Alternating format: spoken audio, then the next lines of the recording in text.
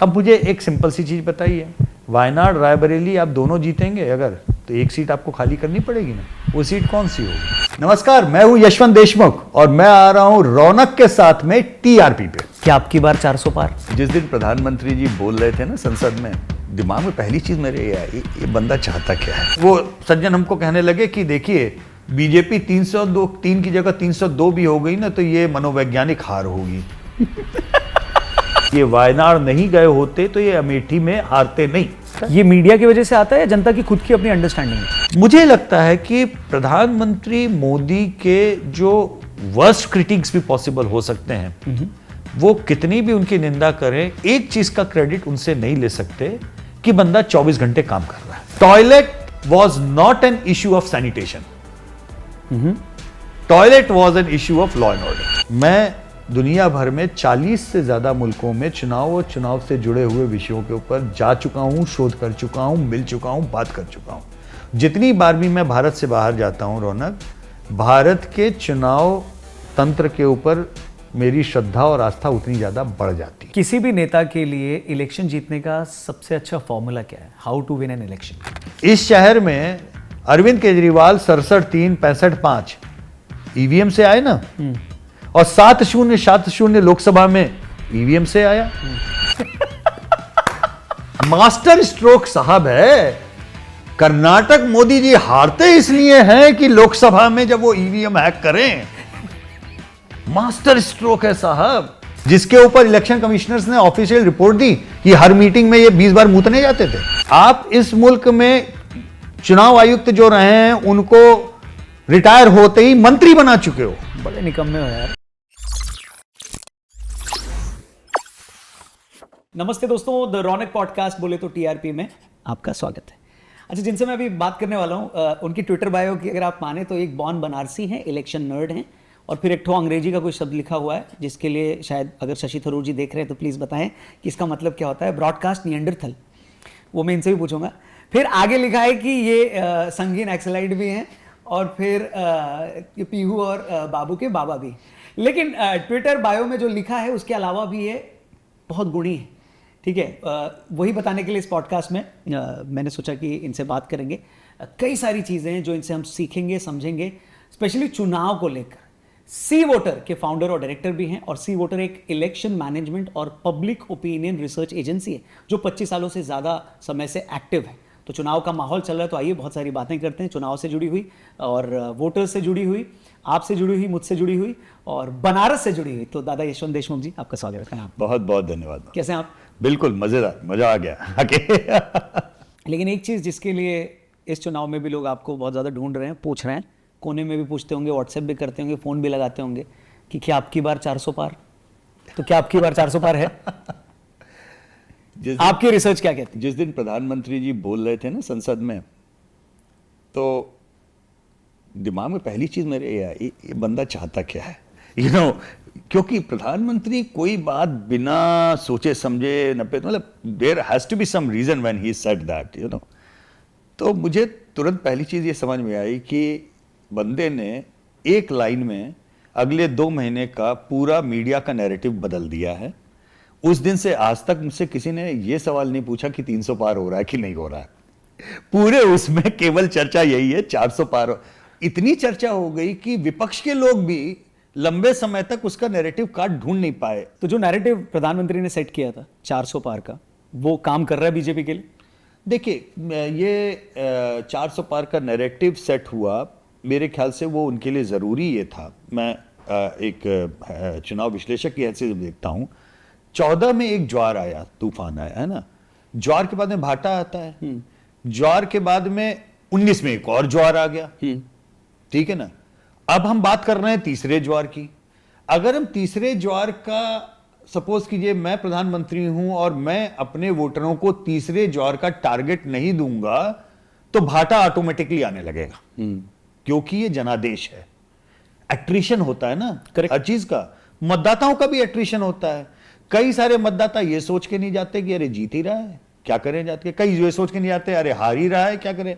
फिर दोनों लोग मिलकर कहते हैं गर्मी बहुत है इसलिए हम नहीं गए, तो गर्मी का तो बहाना होता है। तो कुछ ना कुछ तो उत्साह बढ़ाने के लिए टारगेट देना जरूरी है। तो प्रधानमंत्री ने उससे मल्टीपल काम कर लिए।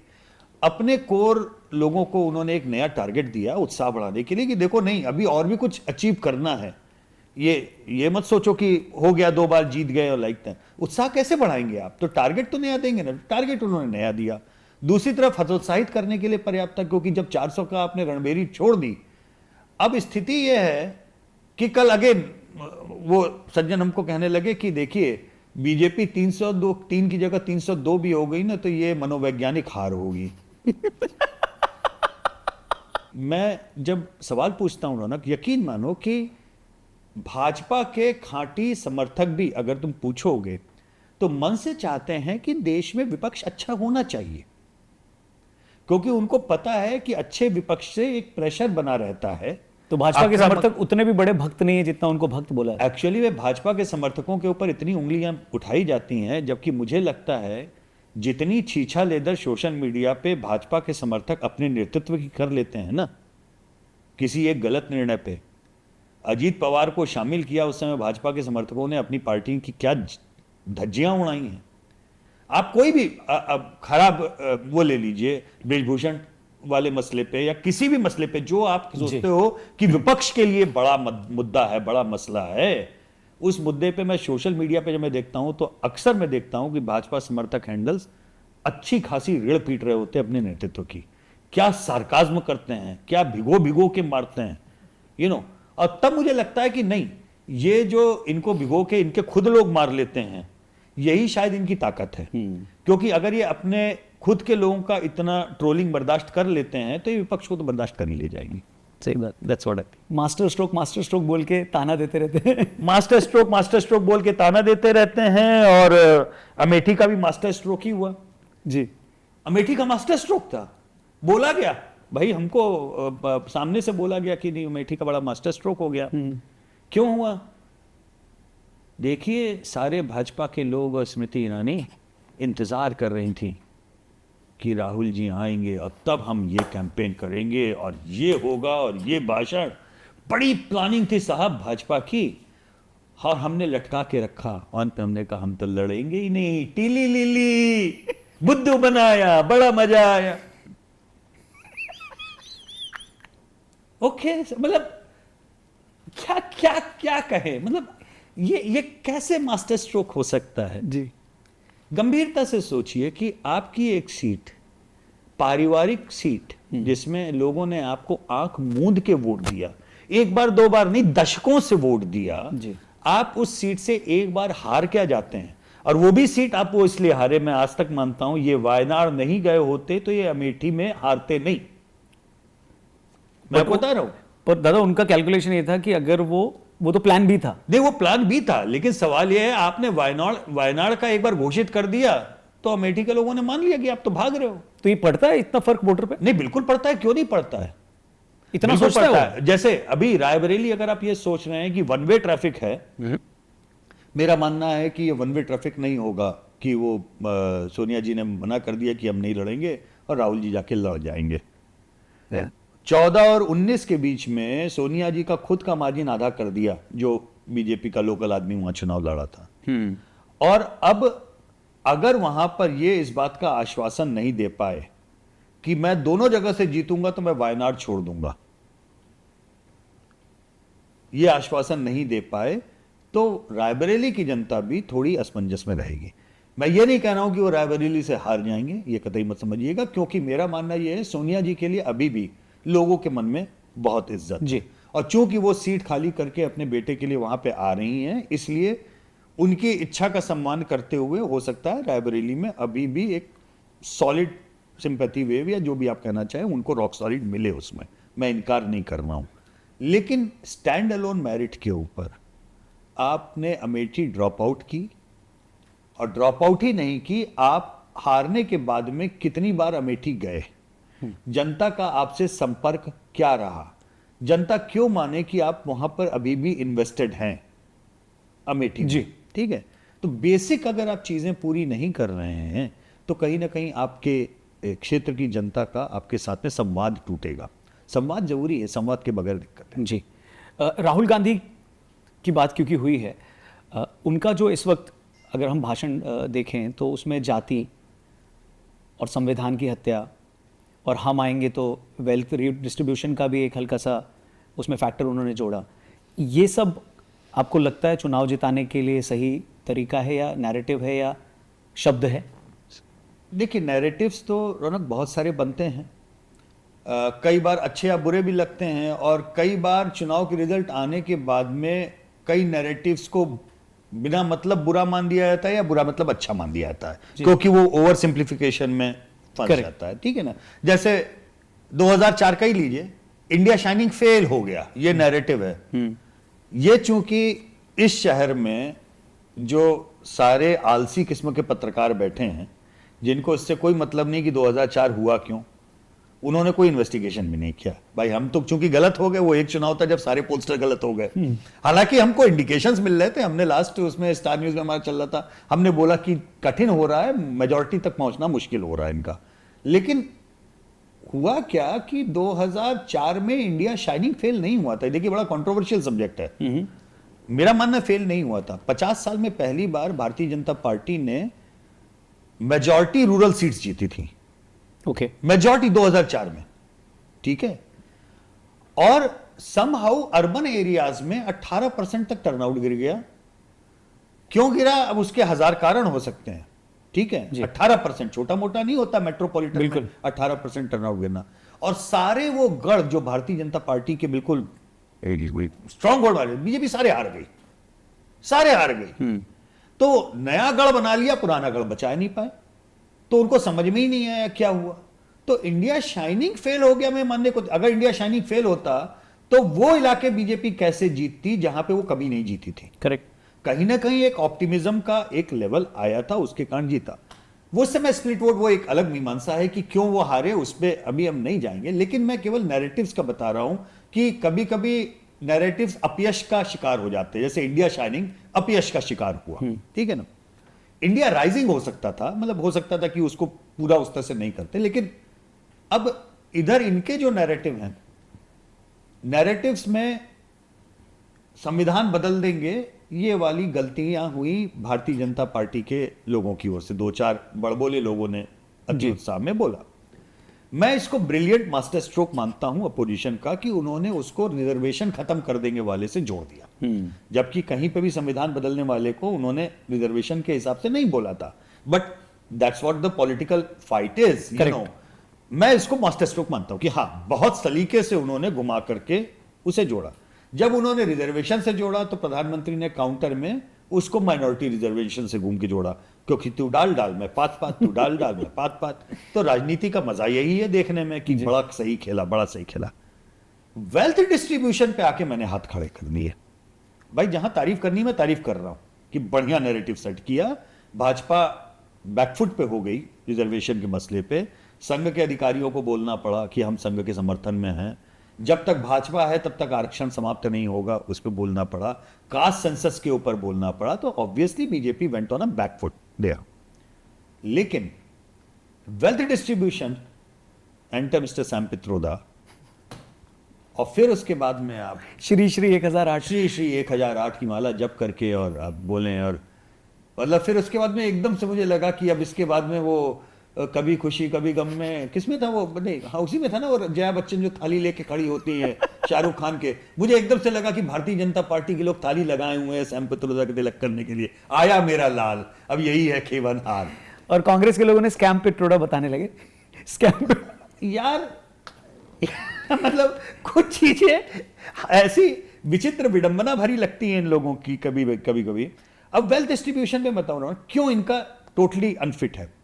ये 60 का 70 का दशक वाला सोशलिस्ट भारत नहीं है। ये वो कम्युनिस्ट दिमाग से निकलने वाले लोगों के द्वारा गाइड किया वो नहीं है जी। रिजर्वेशन की महत्ता है उसके दिमाग में, अफर्मेटिव एक्शन की, लेकिन मेरिटोक्रेसी के लिए चाहत है जी, ठीक है। वो सीढ़ियां चढ़ना जानता है।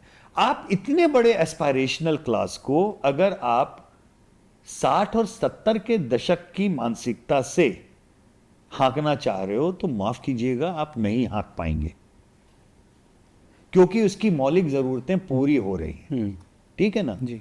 रोटी कपड़ा मकान अब जब बोलते हो आप, भाई ये सारे आइकॉनिक शब्द सुने ना, रोटी कपड़ा मकान, बिजली सड़क पानी, यही मुद्दे हैं। मुद्दे क्या हैं? अभी भी आप सुनो तो विपक्ष के मुंह से अक्सर आएंगे असली मुद्दे ये हैं। हाँ भाई, रोटी मुद्दा है, सबको राशन जा रहा है। बड़ी देर में याद आई खड़गे जी को कि नहीं नहीं, इस पे कुछ बोलना है तो हम 10 किलो देंगे। तब तक रोटी वाला मसला निकल चुका है जी। ठीक है ना। कपड़ा बेसिकली आपकी डिग्निटी यानी खास तौर पे फीमेल राइट्स, फीमेल्स के ऊपर। महिलाएं सबसे बड़ा वोट बैंक इस मुल्क का बन चुकी हैं ठीक है। और इस लोकतंत्र के प्रति जो भी कहता है ना ये डूब रहा है, खत्म हो रहा है, मेरा कहना है तुमने इस देश की मातृशक्ति को समझा ही नहीं है। क्योंकि मुद्दे पुरुषों के लिए धर्म जाति मूर्खतापूर्ण मुद्दे होते हैं, महिलाओं के लिए मुद्दे नहीं होते। महिलाओं के लिए मुद्दे होते हैं governance and delivery of governance, चाहे वो योजना के रूप में हो, पैसे के किसी भी रूप में हो ठीक है। और अब पिछले 10 साल में अगर तुम देखो, महिलाओं का रजिस्ट्रेशन बराबरी पे और महिलाओं का टर्नआउट बराबरी पे, there was a 10% gender gap. 50 साल, ओके 50 साल इस मुल्क में 10% से ज्यादा का जेंडर गैप रहा है टर्नआउट का, और उतना ही गैप रहा है रजिस्ट्रेशन का।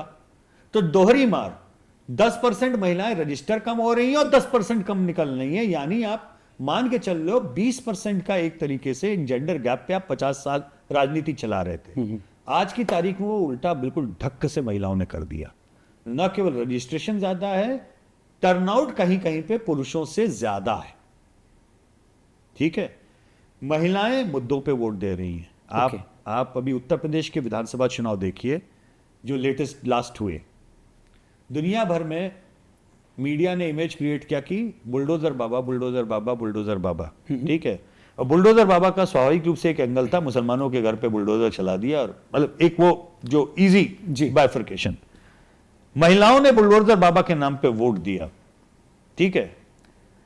अच्छा, महिलाओं से जब हम पूछ रहे हैं आपने वोट किस बात पे दिया, हाँ बुलडोजर बाबा बड़ा अच्छा काम किए हैं, टॉयलेट बनवाए, शौचालय बनवाए। ओके अब सोचो, इतनी सिंपल सी चीज है, मैं रौनक समझाऊंगा तो 1 सेकंड में जितने दर्शक हैं तुम्हारे जिनको जरा से भी दूर दूर तक ग्रामीण भारत के साथ में कनेक्शन है, 1 सेकंड में समझ जाएगा। Toilet was not an issue of sanitation. Toilet was an issue of law and order. Explain. हमारे ग्रामीण भारत में महिलाएं शौच के लिए मुंह अंधेरे या रात को शाम को धुंधलके के बाद जाती, दिन भर वो बाहर नहीं निकलती जी ठीक है। 90% से ज्यादा अनरिपोर्टेड सेक्सुअल असॉल्ट्स उसी समय उनके ऊपर होते थे।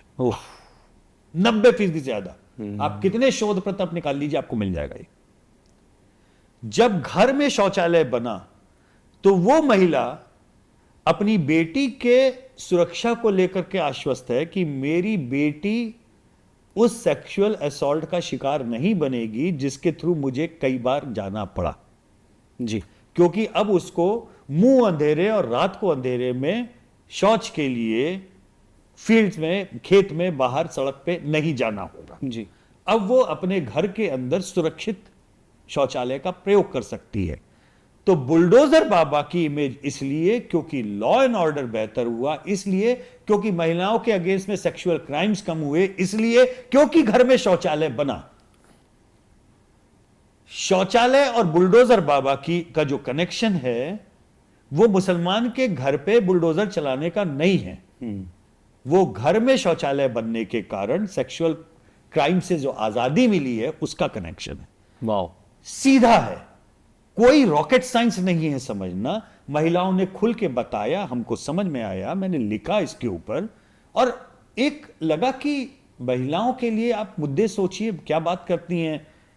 घर में छत बनी, अकाउंट में पैसा आया, सिलेंडर आया, दवाई मिली, बच्ची स्कूल जा रही है नहीं जा रही है, छात्रवृत्ति मिली नहीं मिली, ये उनके मुद्दे हैं। राम जी की जय मुद्दा है, मैं ये नहीं इनकार कर रहा हूं, अयोध्या मुद्दा है, लेकिन अयोध्या डिसाइडिंग फैक्टर नहीं है। Please try to understand. Okay लोग गलत समझते हैं, अयोध्या वो उस पिरामिड का बेस है, आस्था का प्रश्न है, उससे लोग खुश हैं, हाँ वो ठीक है। लेकिन अगर आप ये सोचते हैं कि 10 साल बाद वो महिला निकल के कह रही है मैं योगी के नाम पर या मोदी के नाम पर वोट दूंगी और इसलिए कि केवल अयोध्या है, तो आप अपमान कर रहे हो उस महिला की समझ का। तो ये दोनों मोदी गवर्नमेंट ने क्रैक कर लिया, ये दोनों चीजें, दोनों चीजें क्रैक की हैं, दोनों क्रैक किया है, दोनों कि crack फायदा करके भी दिखाओ, डेवलपमेंट भी करो, और साथ में डिलीवरी ऑफ गवर्नेंस के ऊपर उनको मैंडेट मिला। अब डिलीवरी ऑफ गवर्नेंस के साथ में एक समस्या ये आती है रौनक कि लोगों की हर बार अपेक्षा अगले स्टेप की होती है कि ये तो मिल गया, इसके बाद में क्या। इसके बाद का मतलब फ्री भी नहीं है, हाँ। मैं मुफ्त से बात नहीं कर रहा हूं कि अगला क्या। और वो मैं जोड़ता हूं भारत की हद दर्जे की आशावादिता के साथ में। ओके हमारे आंकड़ों में, ट्रैकर में, और ये अब पब्लिक में अवेलेबल है, इंडिया टुडे में, एबीपी में, सब जगह पे आप जितने ट्रैकर देखेंगे, लगभग 2/3 लोगों ने ये रिपोर्ट पिछले 2-3 साल से किया कि रसोई चलाना मुश्किल हो रहा है इन्फ्लेशन के कारण, इकोनॉमिक डिस्ट्रेस है। हमने रिपोर्ट किया है, कोई भी अगर देखना चाहे तो देखे उन आंकड़ों को। लेकिन जब अगला हम ये सवाल पिछले 6 महीने आपके कैसे गए, बहुत खराब गए। अगले 6 महीने आपके कैसे जाएंगे, बहुत अच्छे जाएंगे। ये जो आशावादिता है ना, ऑप्टिमिज्म, ये भारत की बहुत बड़ी ताकत है। कारण क्या है इसका? इसका कारण मुझे लगता है कि लोग उम्मीद तब छोड़ते हैं जब उन्हें अपने आसपास निराशा का ये माहौल लिखे हो, जिस और उम्मीद से देखें कि अच्छा ये जो हमारे लिए पावर में है या जो भी है स्ट्रक्चर, ये कुछ कर भी रहा है या नहीं कर रहा है। मुझे लगता है कि प्रधानमंत्री मोदी के जो वर्स्ट क्रिटिक्स भी पॉसिबल हो सकते हैं, वो कितनी भी उनकी निंदा करें, एक चीज का क्रेडिट उनसे नहीं ले सकते कि बंदा 24 घंटे काम कर रहा है। ठीक है ना, अच्छा कर रहा है, बुरा कर रहा है, आप निंदा करना चाहें आप करें। तो आप कह रहे हैं ये जनता को समझ में आता है? जनता को समझ में आता है। ये मीडिया की वजह से आता है या जनता की खुद की अपनी अंडरस्टैंडिंग है? मेरे ख्याल से 50-50 है। ओके एक तो खुद की अंडरस्टैंडिंग भी है और दूसरा ये उनको दिखता है। क्योंकि एक तरफ मीडिया बार बार पूछती है, जब मोदी जी से साक्षात्कार करती है तो बोलती है आप 24 घंटे कैसे काम करते हैं, तो ये भी जनता तक जाता है, बट जनता को दिखता भी है। तक मीडिया ने पूछा रौनक इसलिए नहीं जानता, जनता ये देखती है कि सवेरे बंदा का फोटो आ रहा है कि यहाँ पे फीता काट रहा है, दिन में यहाँ पे रैली का आ रहा है, शाम को 8 बजे टेलीकास्ट आ रहा है, कहीं बच्चों के साथ में बैठा हुआ बात कर रहा है बंदा, और रात को 9 बजे किसी विदेशी मेहमान के साथ में हाथ मिला रहा है, उसका स्वागत कर रहा है, और दूसरे दिन सवेरे 6 बजे किसी फिर रैली में दिखाई दे रहा है। जनता टीवी पे जो प्लास्टर्ड आप कह ले टेलीकास्ट है, इसके ऊपर अपोजिशन कह सकता है कि भाई आप बहुत ज्यादा मोदी जी को दिखाते हैं। मीडिया से कह सकता है, अगर मैं संपादक हूंगा तो मैं कहूंगा आप भी घूमिए, मैं भी दिखाता हूं। मतलब आप उतने फोटो आप दीजिए ना, आप कीजिए दिन में 10 रैली आप जाकर के, तो क्यों नहीं कवर करेगा। और रैली कवर होती है, क्या ऐसा होता है कि रैली नहीं कवर होती अपोजिशन की? होती है जी। तो एक तो ये कि प्रधानमंत्री के काम करने का, नॉन स्टॉप काम करने का एक ये कि बंदा काम कर रहा है, और ट्रस्टवर्दीनेस, विश्वसनीयता इस लेवल की उस इंसान ने अर्जित की है कि उसकी गलतियों को भी जनता ओन अप कर रही है। केस स्टडी है, इस 10 साल में सबसे बड़ा पॉलिसी फेलियर डिमोनेटाइजेशन फेलियर था, बिग टाइम। जनता को कष्ट हुआ, इनफॉर्मल इकोनॉमी की लग गई लंका अच्छे से कुछ समय के लिए। लोग लाइन में लगे एटीएम में, घंटों धूप में खड़े होकर बेहोश हो गए, न्यूज बन गई।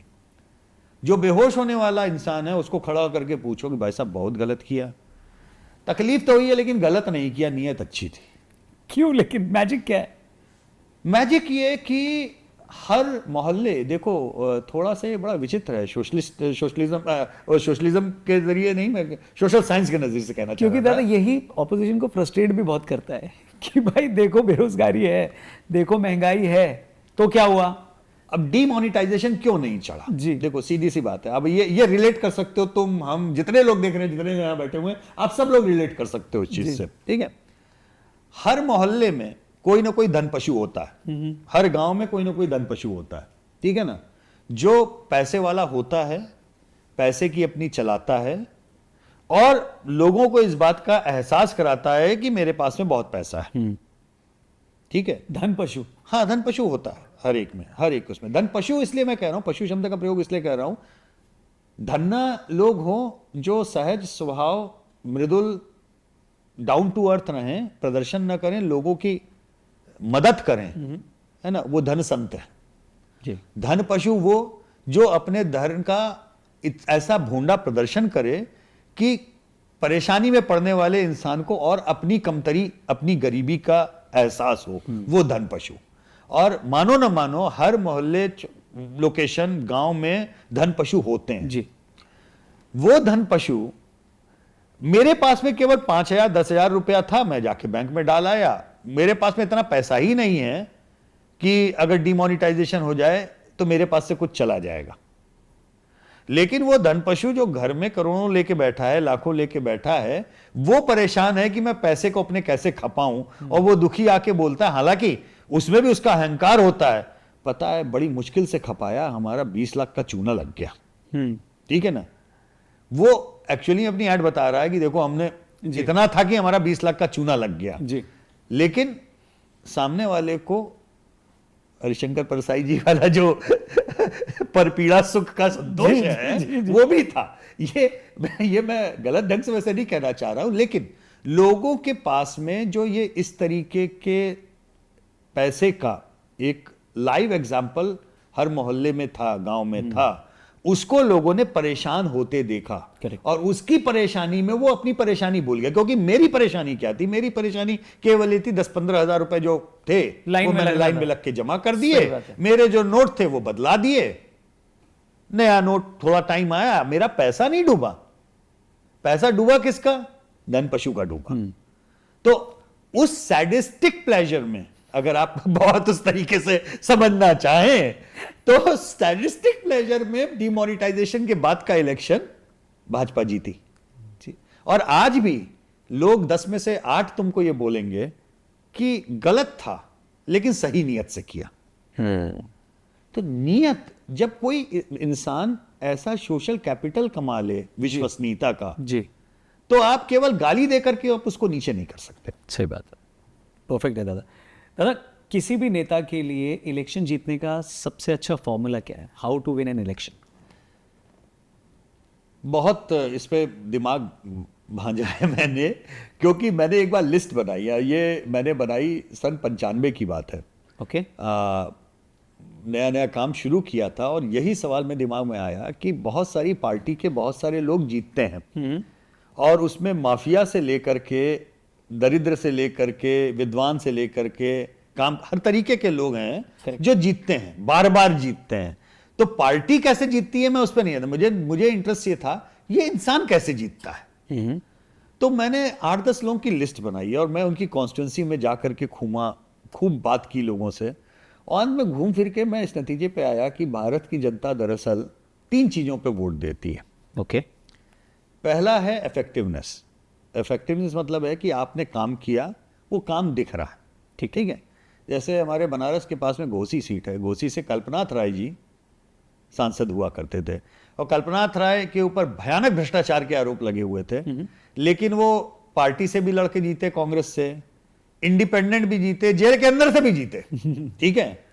शुगर डैडी कहा जाता था क्योंकि उनके पास में बहुत बड़ा घोटाला हुआ था, चीनी घोटाला हुआ जी। लेकिन साहब घोसी की हालत ये थी, बनारस में हम लोग रहते थे, टीवी सेंटर पहला जो है वो उधर की तरफ बना घोसी। ओ, लखनऊ में फ्लाईओवर नहीं हुआ करते थे, घोसी में फ्लाईओवर बन गया था। क्या बात है। आपको बताएं, आप अगर ऐसे बोलें, और उनकी कॉन्स्टिट्यूंसी में मुस्लिम मतदाता बहुत थे, तो हज की यात्रा के लिए और वो कॉन्सुलेट की सर्विस उसके लिए उस जमाने में, this I am talking about, I mean मैं 80s से उनका चल रहा था, मैं मिड 90s की बात बता क्या विजनरी आदमी था, क्या विजनरी आदमी था, कितना भ्रष्टाचार किया हो। लेकिन क्षेत्र की जनता जब तक वो जीवित थे कल्पनाथ राय को सर आंखों पे रखती थी। असली रॉबिन हुड। बिल्कुल, मतलब मुझे इतना समझ में आया कि बंदा इफेक्टिव है ना। इफेक्टिव नहीं है, चलो भाई ईमानदार होना चाहिए, जिसके ऊपर कतई कोई वो नहीं। और इसमें आपको कांग्रेस भाजपा हर तरह, वैसे उड़ीसा में कांग्रेस के गिरधर गमांग होते थे, है ना, कभी कोई एक छींटा उनके ऊपर नहीं आया। भाजपा के मैंने एक केस स्टडी किया राम नाईक के ऊपर। इनफैक्ट जब गोविंदा ने उनको हरा दिया तो मैं बड़ा खुद कंफ्यूज था विरार से कि कैसे हार गए वो, और आज तक उस क्षेत्र की जनता इस बात को लेकर रोती है कि हमने राम नाईक जैसे इंसान को क्यों हराया। क्योंकि और कुछ नहीं हो, इंसान स्पॉट, मतलब इसे कहते हैं ना, उनकी छवि, चरित्र, नियत पे कोई एक स्पॉट नहीं। और आपको ये मैं भाजपा या उसकी बात नहीं कर रहा हूं, आपको अक्रॉस द पार्टी लाइन बतेरे आपको मिल जाएंगे, है ना, बड़े ईमानदार अच्छे लोग। कांग्रेस में भी हैं, भाजपा में भी हैं, कम्युनिस्ट पार्टी, मतलब आप जिस पार्टी में भी देखना चाहें मिलेंगे, और जनता उनको उस चीज के लिए आदर करती है। ठीक है ना। अच्छा भाई, आप इफेक्टिव भी नहीं है, आप ईमानदार भी नहीं है, तो तीसरा जनता का एक रॉक बॉटम एक अपेक्षा है उनकी कि आप अवेलेबल रहिए। रॉक बॉटम में कह रहा हूं क्योंकि ना तो आप इफेक्टिव हैं, काम कुछ कराते नहीं, ठीक है जी, और आप ईमानदार भी नहीं है, मतलब आप भ्रष्ट भी बहुत हैं। अब आप सोचिए कि अगर आप एक ऐसे कैंडिडेट हैं जो इफेक्टिव नहीं है, काम नहीं कराता और आकंठित भ्रष्टाचार में डूबा हुआ है, और उसके बाद में भी मैं आपको जीतने का एक मंत्र दे रहा हूं कि अगर आप 4 अर्थी में कंधा और 5 मुंडन दिन के अटेंड कर सकते हैं तो जनता इन सब के बावजूद भी आपको जिता देगी कि आप अवेलेबल हैं। ठीक है, तो इफेक्टिवनेस, ऑनेस्टी एंड अवेलेबिलिटी, कोई भी इनमें से एक कोई भी चीज आप पकड़ रहे हैं तो आप चुनाव जीत सकते हैं। तीसरा जो है वो रॉक बॉटम है। अब एक आंकड़ा मैं आपको देता हूं, पिछले 30 साल के चुनाव उठाइए, कौन सरकार बना रहा है इसको भूल जाइए। हर राज्य में, केंद्र में जो अलग अलग पार्टियां हैं, सारी पार्टियों के कोई भी चुनाव हो, कोई राज्य हो, आधे से ज्यादा सिटिंग एमएलए और एमपी चुनाव हार जाते हैं, क्योंकि इन तीनों में से कुछ नहीं करते। इन तीनों से मतलब सोचिए ना, बंदा रॉक बॉटम भी करने को तैयार नहीं कि 4 अंधी को कंधा दे दे जाके। बड़े निकम्मे हो यार। मतलब आप सोच रहे हो कि आप भ्रष्ट भी हो चलोगे, आप काम भी ना कराओ चलोगे, आप केवल सुख दुख में आके खड़े हो जाओ तो भी साहब हम आपके लिए वोट देने को तैयार हैं। हिंदुस्तान के आधे से ज्यादा मक्कार एमपी एमएलए किसी भी पार्टी, किसी भी राज्य के हों, ये बेसिक रिक्वायरमेंट भी पूरी करने के लिए तैयार नहीं है। ये इस देश का असली दुर्भाग्य है। और क्योंकि हवा आती है, लहर आती है, लहर में जीत जाते हैं, और लहर को बनाए रखने के लिए पार्टियों को एक समझ में आ गया है कि जो इस तरह के कैंडिडेट ऐसे लगता है लहर में काम नहीं किया, टिकट काट दो, तो एंटी इनकम्बेंसी का वो खत्म हो जाएगा, नया चेहरा दे दो, नया चेहरा 5 साल में उसका टिकट काट दो। तो जनता हर बार एक नया पप्पू लेकर घूमती है, क्योंकि उसका गुस्सा यशवंत से है तो रौनक आ गए, रौनक है, ये आ गए, वो आ गए। तो ये पार्टियां या केंद्रीय नेतृत्व अपनी पॉपुलैरिटी के ऊपर जी ये करता है, जिसमें बीजेपी भी शामिल है जी, क्योंकि प्रधानमंत्री की लोकप्रियता या कुछ राज्यों में मुख्यमंत्री की लोकप्रियता बहुत ज्यादा है। टिकट काट दो, हाँ भाई इसको हमने टिकट काट दिया, देखो खराब आदमी था, अच्छा नहीं किया। अरे लेकिन टिकट काटने तक का इंतजार क्यों कर रहे हो भाई? आज नीलकंठ जो है बेचारा स्कूल जा रहा है, बहुत जल्दी वो तिमाही परीक्षा भी देगा, छठमाही भी देगा, मंथली टेस्ट जो यूनिट के अलग होंगे। दर्जा 5 के बच्चे भी बेचारे हर महीने परीक्षा दे के आ रहे होते हैं। केवल एमपी एमएलए ही है जो 5 साल में एक ही बार परीक्षा देगा। कोई इवैल्यूएशन क्यों नहीं होगा उसका, काम किया नहीं किया? कानूनन कह दिया था राइट टू रिकॉल के ऊपर, भैया बहस नहीं करना, आप बताओ ना, आपके आदमी जीत के आए। मैं भाजपा से भी सवाल करता हूं, झुआ भर लोग आपके एमएलए एमपी आपके जिता के भेजते हैं, 5 साल के अंत में टिकट काटने की नौबत क्यों आती है? बंदा पहले साल में आपके पास में क्यों नहीं इम्पैक्ट इवैल्यूएशन है कि ये एमपी या एमएलए हमारा काम नहीं किया? आप वार्निंग दो, लिस्ट निकाल करके नेम एंड शेम करो ना। करेक्ट। किस बात का डर है आपको? तो ओवरफ्लो कर रखा है पब्लिक ने, लेकिन नहीं है। तो ये थोड़ी सी मौलिक समस्याएं हैं जिसके ऊपर मुझे लगता है कि अभी काम करने की जरूरत है। यशवंत जी, पब्लिक ओपिनियन रिसर्च कैसे की जाती है, उसका मेथड क्या होता है? गुड सवाल, बहुत बढ़िया। क्योंकि मैं चाहता था, लोग ये सोचते हैं कि ये कोई अफलातूनी विषय है, बड़ा कठिन है, कुछ भी नहीं है, बहुत आसान है समझना। आप खुले भगोने में चावल पकाते हैं ना, तो चावल जब आपको देखना होता है तो आप हिला करके उसमें से 1-2 दाने निकाल करके अम्मा जो है हाथ में ऐसे करके देख लेती हैं, पक गया नहीं पक गया। पूरा कलछुल भर के रौनक के मुंह में नहीं डालती हैं, ए रौनक पका कि नहीं पका, देख। ठीक है ना जी। तो पब्लिक ओपिनियन ये उसी तरीके का विषय है कि किसी भी मुद्दे के ऊपर जनता की राय क्या हो सकती है। आप 150 करोड़ के देश में आप 150 करोड़ लोगों से पूछने तो नहीं जाएंगे ना। जी। तो एक मैकेनिज्म होता है जिसे रैंडम प्रोबेबिलिटी सैंपल सिलेक्शन कहते हैं। ये उसी तरीके का है कि भगोने को घुमाओ, क्योंकि उसमें आपका कोई बायस नहीं, सब मिल गया। जी। अब वो चावल के 2-4 दाने आप रैंडमली उठाओ। रैंडम महत्वपूर्ण है। रैंडम इसलिए क्योंकि एकदम जो भगोने के पतीली के कोने से लगा हुआ है वो नहीं उठाना, एकदम जो नीचे लगा है वो नहीं उठाना। मतलब एक आप उसका भी अलग अलग आप मिलाओ, मिला के रैंडम उठाओ और देखो चावल पका कि नहीं पका। तो उसी तरीके से औचक तरीके से रैंडम लोगों का आप चुनाव कीजिए और उनसे आप एक सवालों के ऊपर आप उनके जवाब लीजिए। आप कुछ भी सवाल पूछ सकते हैं। रिसर्च का फंडा यही है। आपको फ़ोन का कवर काला चाहिए या लाल चाहिए? कितने फीसदी हिंदुस्तान में ऐसे लोग हैं जो फ़ोन का कवर लाल लेकर घूमना चाहेंगे? तो आप उसके लिए पूरे देश में 1287 लोगों से अगर आपने पूछ लिया 150 करोड़ के मुल्क में, तो आप ±3% वेरिएशन के अंदर बता सकते हैं कितने फीसदी लोगों को लाल फोन पसंद है, कितने को काला फोन पसंद है। और ये नेता के लिए भी एप्लीकेबल। सब 1287। या ये लोग बड़ा मुझसे सवाल पूछते हैं, इतने कम लोगों में क्या होता है? आपका 150 करोड़ का मुल्क है, कम से कम 1.5-2 करोड़ लोग, 1% भी लोगों से आपने बात नहीं की, बताइए। ये बात बोली जाती है।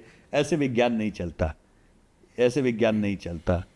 विज्ञान चलता है रैंडम प्रोबेबिलिटी। हाँ, सिलेक्शन में आपके बायस नहीं होना चाहिए। रैंडमाइजेशन की प्रक्रिया जो है वो भरपूर होनी चाहिए। जी। हम ये नहीं सेलेक्ट करें कि हम तो आज रौनक जी से ही बात करेंगे और हम पूछेंगे कि भाई क्या है। ये नहीं होता। वो लॉटरी की तरह है। 150 करोड़ लोगों की लॉटरी है, उसमें से आपने 1500 लोगों की लॉटरी निकाली और वो रिप्रेजेंटेटिव होगा। माना जाता है कि वो जेंडर पे, पुरुष स्त्री हो या पढ़ाई लिखाई पे, कमाई पे, व्यवसाय पे, ग्रामीण और शहरी इस पे, इन सब पे वो एक प्रॉपर रिप्रेजेंटेटिव सैंपल आता है। और उस रिप्रेजेंटेशन के अंदर आप ये मानते हैं कि अच्छा जो ये लोग कह रहे हैं लगभग वैसा ही पूरा भारत सोच रहा है। हाँ, उसमें वेरिएशन होगा। जितना कम सैंपल लेंगे हमारा मार्जिन ऑफ एरर उतना ज़्यादा बढ़ेगा, जितना ज़्यादा सैंपल लेंगे मार्जिन ऑफ एरर हमारा कम होगा। सिद्धांत ये काम करता है उसमें। और दूसरी चीज़ ये विचित्र लगे आपको, smaller the universe larger the sample size. ये बड़ा विचित्र फंडा है, लोग समझ नहीं पाते। ओके। अब जैसे अगर आप बोलें यशवंत जी, ये लाल फोन और काला फोन मुझे भारत में पूरे आप बता रहे हैं 1287 में आप बता देंगे। मुझे तो जानना है कि दिल्ली में कितने लोग ऐसा चाहते हैं। तो आप भारत का 1287 बता रहे हैं, तो आप दिल्ली का तो 100-200 में बता देंगे? नहीं, उसके लिए मुझे दिल्ली में 1287 सैंपल करने होंगे। अब आप उसमें बोलेंगे अच्छा दक्षिण दिल्ली में क्या है, तो मुझे दक्षिण दिल्ली में 1287 करने पड़ेंगे। उसके बाद में बोलेंगे अच्छा वो पालम वाला जो म्यूनिसिपैलिटी वार्ड है वहां पे क्या है, तो उसके लिए मुझे 1287 उस वार्ड में जाके करना। यानी जितना छोटा यूनिवर्स होगा हमारा सैंपल, उसके प्रोपोर्शन में उतना बड़ा होगा। ये एक उसका सैंपलिंग प्रोसेस की वैज्ञानिकता के आधार का तथ्य है जी। तो कम सैंपल के कारण कोई सर्वे गलत है ऐसा नहीं है, ज्यादा सैंपल से कोई सर्वे सही होगा ऐसा भी नहीं है। डिपेंड ये करता है आपने सैंपल चुना कैसे है, उसमें आपका चुनने में कोई बायस तो नहीं है, आपके सर्वेक्षण के जो सवाल हैं उनको बनाने में कोई लीडिंग सवाल तो नहीं है जो लोगों को एक तरफ ले जाए, और इसके बाद में यह है कि आप किस लेवल का आप उससे प्रोजेक्शन निकालना चाहते हैं। तो अगर मेरे पास में केवल 1200-1500 ही सैंपल हैं तो मैं आपसे बोलूंगा कि रौनक मैं ऑल इंडिया तो बता सकता हूं, मैं दिल्ली का नहीं बता सकता जी। मुझे ये ईमानदारी से बताना चाहिए जी। लोग क्या करते हैं कि उसमें से दिल्ली के 50 सैंपल से निकाल के बोलेंगे दिल्ली का ये नंबर है, वो नहीं होगा, वो गलत सूचना है। उसी तरह से इलेक्शन में भी काम करता है कि 543 सीटें हैं, 543 सीटों में मैं 1500 सैंपल भी अगर लूं सही रैंडमाइजेशन से पूरे में छितराए हुए, तो मैं आपको यह बता सकता हूं कि वोट शेयर एस्टिमेट क्या होगा ऑल इंडिया।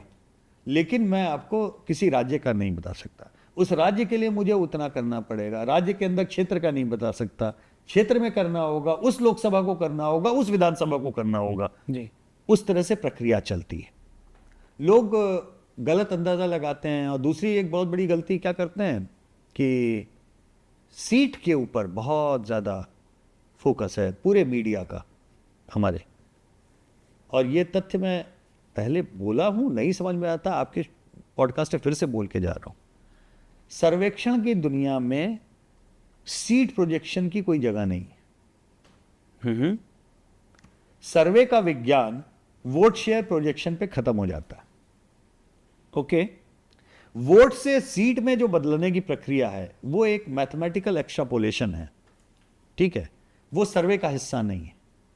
अब वो मैथमेटिकल एक्सट्रापोलेशन जो अलग अलग तरीके के लोगों ने फॉर्मूले बनाए हैं कि रौनक जी की पार्टी को 40% वोट मिला, यशवंत जी की पार्टी को 30% मिला, तो सीट में ये ऐसे पलट सकता है, क्योंकि ये प्रोपोर्शनल रिप्रेजेंटेशन तो है नहीं कि रौनक को 40 मिले तो इसको 40% सीटें मिलेंगी। तो साइंटिफिक नहीं, वो अजम्पशन है। वो एजम्पशन है, एक तरह से एजम्पशन भी नहीं कहना चाहिए उसको, मैथमेटिकल एक्सट्रापोलेशन कहना Okay, चाहिए। ठीक है। उसके पीछे थोड़ा विज्ञान है, गणितीय, लेकिन वो रॉक सॉलिड नहीं है, Rock solid। क्योंकि first pass the post system में जिसको कम वोट मिले वो ज्यादा सीट लेके भी आता है।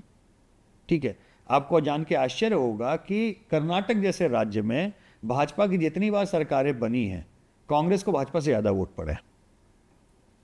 ठीक है, ठीक है। तो कम वोट पड़ के भी बंदा ज्यादा सीट लेके आ सकता है, क्योंकि आप एक एक सीट पे अलग अलग लड़ रहे हो ना, करेक्ट। तो उसका अंतर पड़ता है। आपको एक एक सीट की कॉल लेने के लिए एक एक सीट पे 1000-1500 सैंपल करने होंगे, तब तो आप क्लेम कर सकते हो कि हमने हर सीट पे 1000-2000 सैंपल किए हैं और हर सीट की इंडिविजुअल कॉल ली है, इसलिए मेरा सीट शेयर ज्यादा। अदरवाइज सेम वोट शेयर के ऊपर सिंपल मेजॉरिटी से लेके 3/4 मेजॉरिटी तक के प्रोजेक्शन भी आ सकते हैं और एक्चुअल रिजल्ट्स भी आ सकते हैं। ओ, दोनों चीजें हैं, दोनों चीजें हैं। ये अब आपको तय करना है एज एन एनालिस्ट कि आप क्या अप्रोच रखते हो। तो मेरा अप्रोच कंजर्वेटिव है। मेरा मानना है कि सर्वे साइंटिस्ट के नाते मेरी भूमिका, मेरा काम, क्या मुद्दे हैं ये बताना है, समाज का कौन वर्ग किस मुद्दे पे क्या सोच रहा है ये बताना है, और उनको सोचते हुए मोटे तौर पर वोट वो किसको देगा पर प्रतिशत में ये बताना है, और इसके कारण सरकार कौन बना सकता है विनर पिक करना, ये मेरा काम। ओके, ठीक है, अब वो सिंपल मेजॉरिटी है, 2/3 मेजॉरिटी है, 3/3 मेजॉरिटी है, जिसके ऊपर तालियां बजती हैं बहुत ज्यादा। मैं कभी उस रेस में पढ़ता नहीं, न पढ़ना चाहता हूं। दूसरी चीज, कोई भी सर्वे करने वाला अगर आपको केवल सीट बता रहा है, वोट नहीं बता रहा है, उसके सर्वे को यूं फाड़िए और कूड़ेदान में फेंक दीजिए। जिस व्यक्ति ने, जिस संस्था ने अगर वोट शेयर नहीं कैलकुलेट किया तो सीट कैसे बता सकता है। तो आप अगर ये समझना चाहते हैं किसी भी सर्वे को देखते समय कि ये सर्वे सही है गलत है, मौलिक सवाल पूछने हैं आपको, तो आप रिपोर्ट पढ़ लीजिए अखबार में जहां भी छपा है। अगर वो केवल सीटों की बात कर रहे हैं तो उसको उठा के फेंक दीजिए। अगर वो वोट से शुरू कर रहे हैं कि इतने वोट मिलेंगे और इस वोट के आकलन पे इतनी सीटें मिल सकती हैं, तो उसमें तथ्य है। परफेक्ट।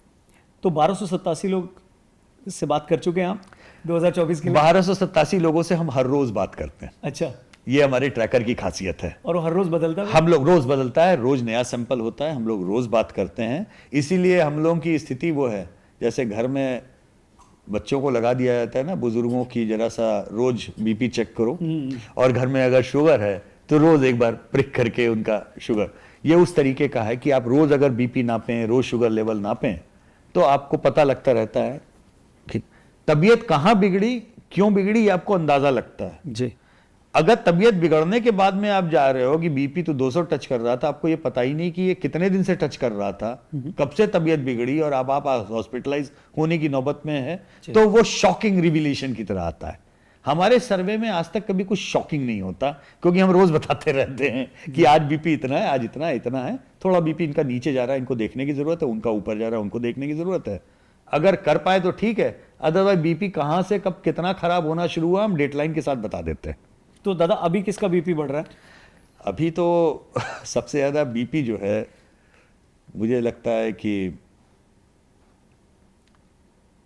जिन लोगों को इस बात में बहुत ज्यादा पैसा फंसा हुआ है कि कौन आएगा उनका बढ़ा रहा है, क्योंकि मार्केट ऊपर नीचे हो रहा है। मुझे वो देख के हंसी आती है जी। सट्टा बाजार के हर दूसरे तीसरे दिन नंबर जो है मेरे पास में लोग व्हाट्सएप करते हैं, देखो देखो सट्टा का ये आ रहा है जी। हमने कहा बड़ा बीपी बढ़ा हुआ है सबका।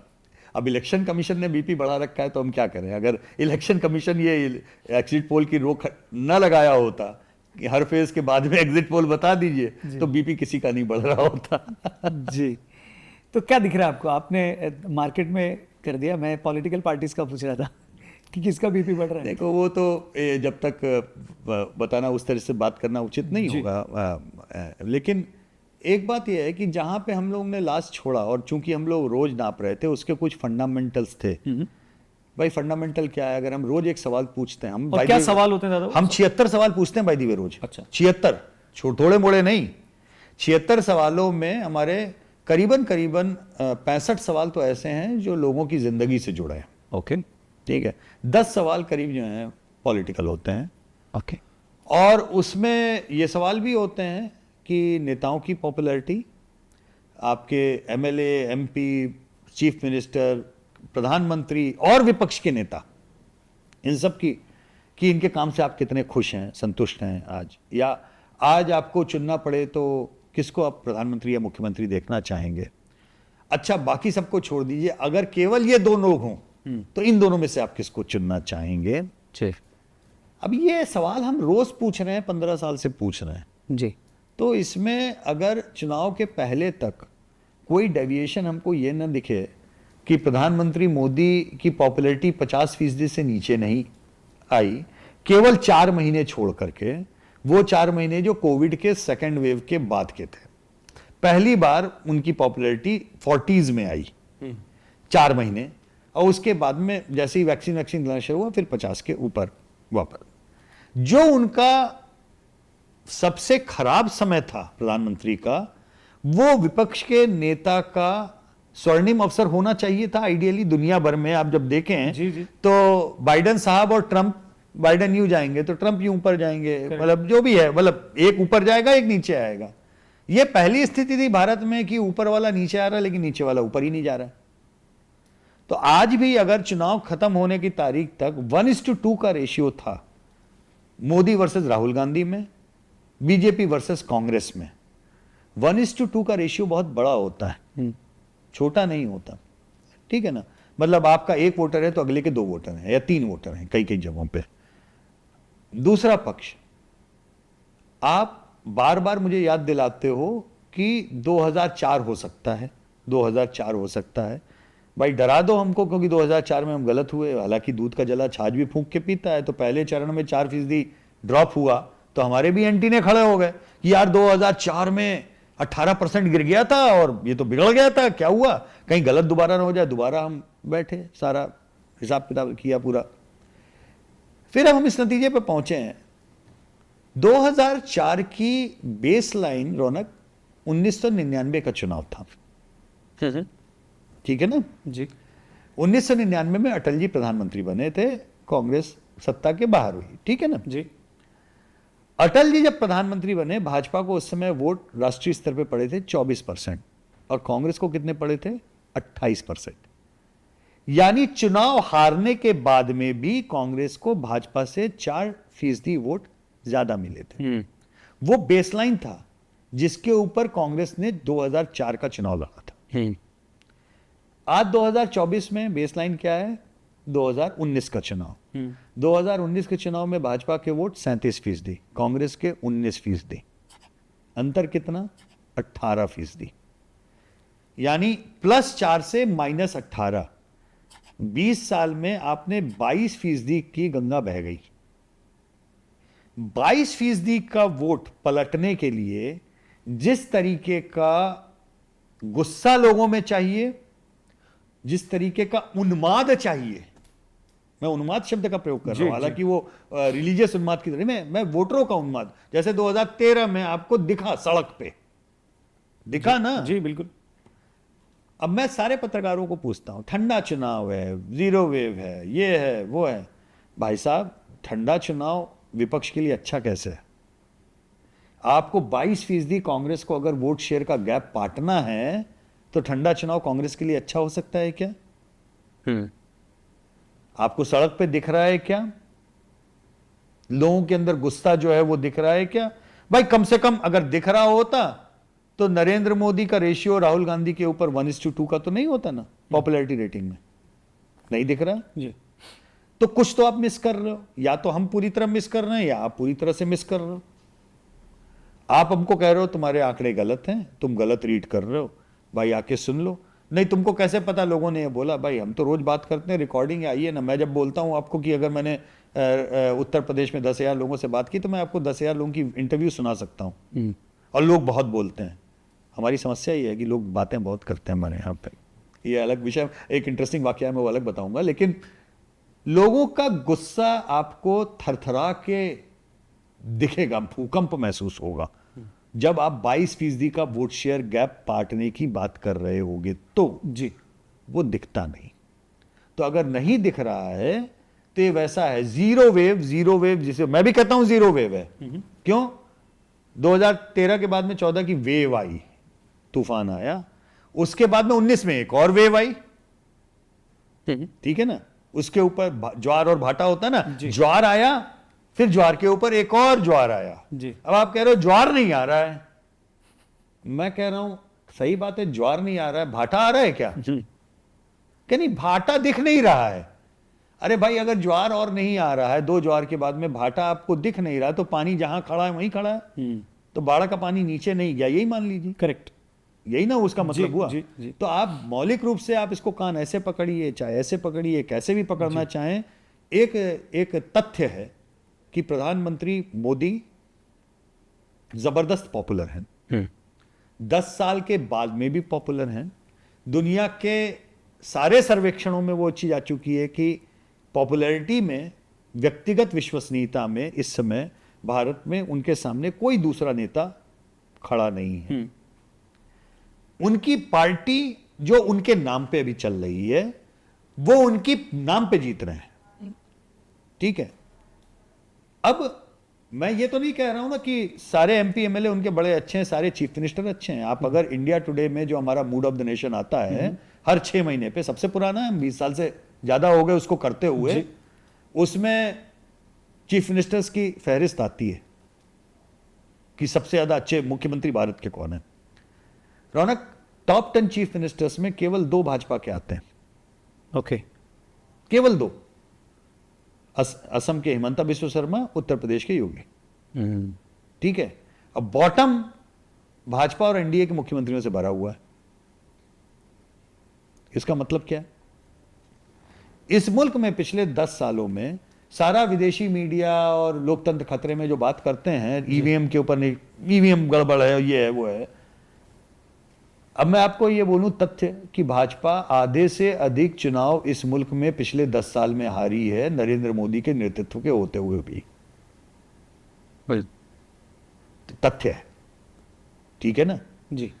तो जब भाजपा चुनाव हारती है तब ईवीएम सही काम करता है, अब भाजपा चुनाव जीतेगी तब ईवीएम गलत हो जाएगा। तो इसी से मेरा जुड़ा सवाल है दादा कि ईवीएम को लेकर भी आप सवाल पूछते हैं अपने उसमें कि क्या लोगों को ईवीएम पे भरोसा है? हम लोग ईवीएम के ऊपर भी हमने पूछे, हमने सवाल, जैसे एक ट्रस्ट इन इंस्टीट्यूशन का पोल होता है, उसमें तमाम हम इंस्टीट्यूशंस के नाम देते हैं कि आप इसके ऊपर कितना यकीन करते हैं, इसके ऊपर कितना। आपको जान के आश्चर्य होगा कि भारत में पिछले 25 सालों से सबसे ज्यादा भरोसे का ट्रस्ट वाला इंस्टीट्यूशन वो भारत की सेना है। उसके बाद में जुडिशरी भी आती है कभी कभी, लेकिन election commission of India top 3 में हमेशा बना रहता है। ओके, हमेशा। नाइस। आप भी भरोसा करते हैं?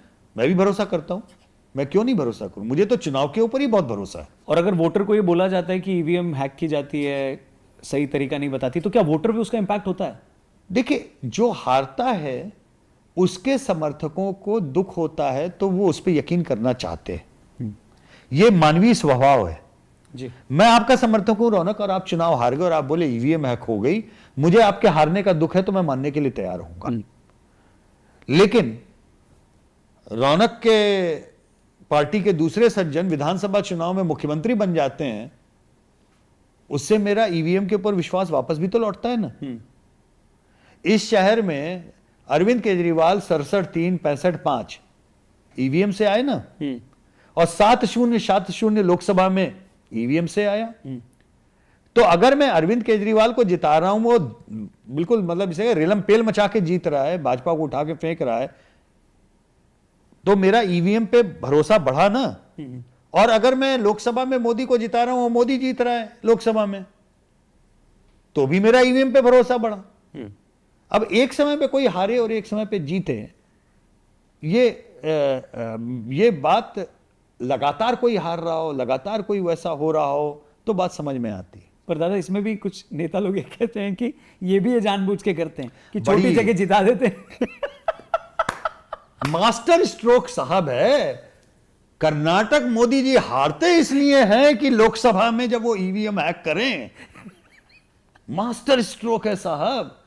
तमिलनाडु तो स्टालिन को इसीलिए बनवाया उन्होंने कि वो लोकसभा में वो ईवीएम हैक कर सकें। क्योंकि अगर सारी जगह कर लेंगे तो फिर तो खुल जाएगा। तो खुल जाएगा बिल्कुल। अरे गजब यार, ये तो मतलब इसकी तो काट ही नहीं है मेरे पास में इस तर्क की कि मैं क्या बताऊं।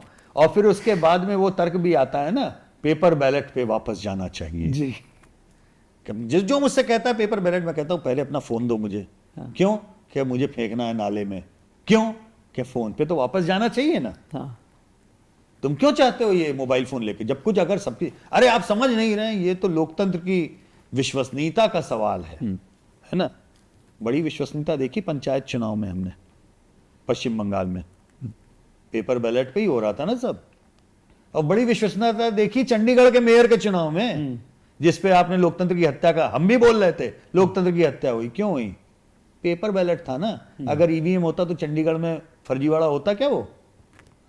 तो ये सेल्फ डिफीटिंग जिसे कहते हैं लॉजिक्स हैं ईवीएम वाले। एक आपको मैं और तथ्य देता हूं, देखिए जब फैक्ट्स की बात हो रही है जी। चुनाव ईवीएम हैक होगा या चुनाव रिग होगा या सिस्टम रिग्ड है, ठीक है ना। सिस्टम रिग कौन करता है रौनक? जो सत्ता में होता है, सत्ता में बने रहने के लिए सिस्टम रिग होता है। ठीक है। यही है ना, हाइपोथेसिस यही है। 1998 में ईवीएम पहली बार ऑफिशियली उस तरीके से इंट्रोड्यूस किया गया था विधानसभा चुनाव में, थोड़ी थोड़ी जगहों पे, ठीक है। ठीक है।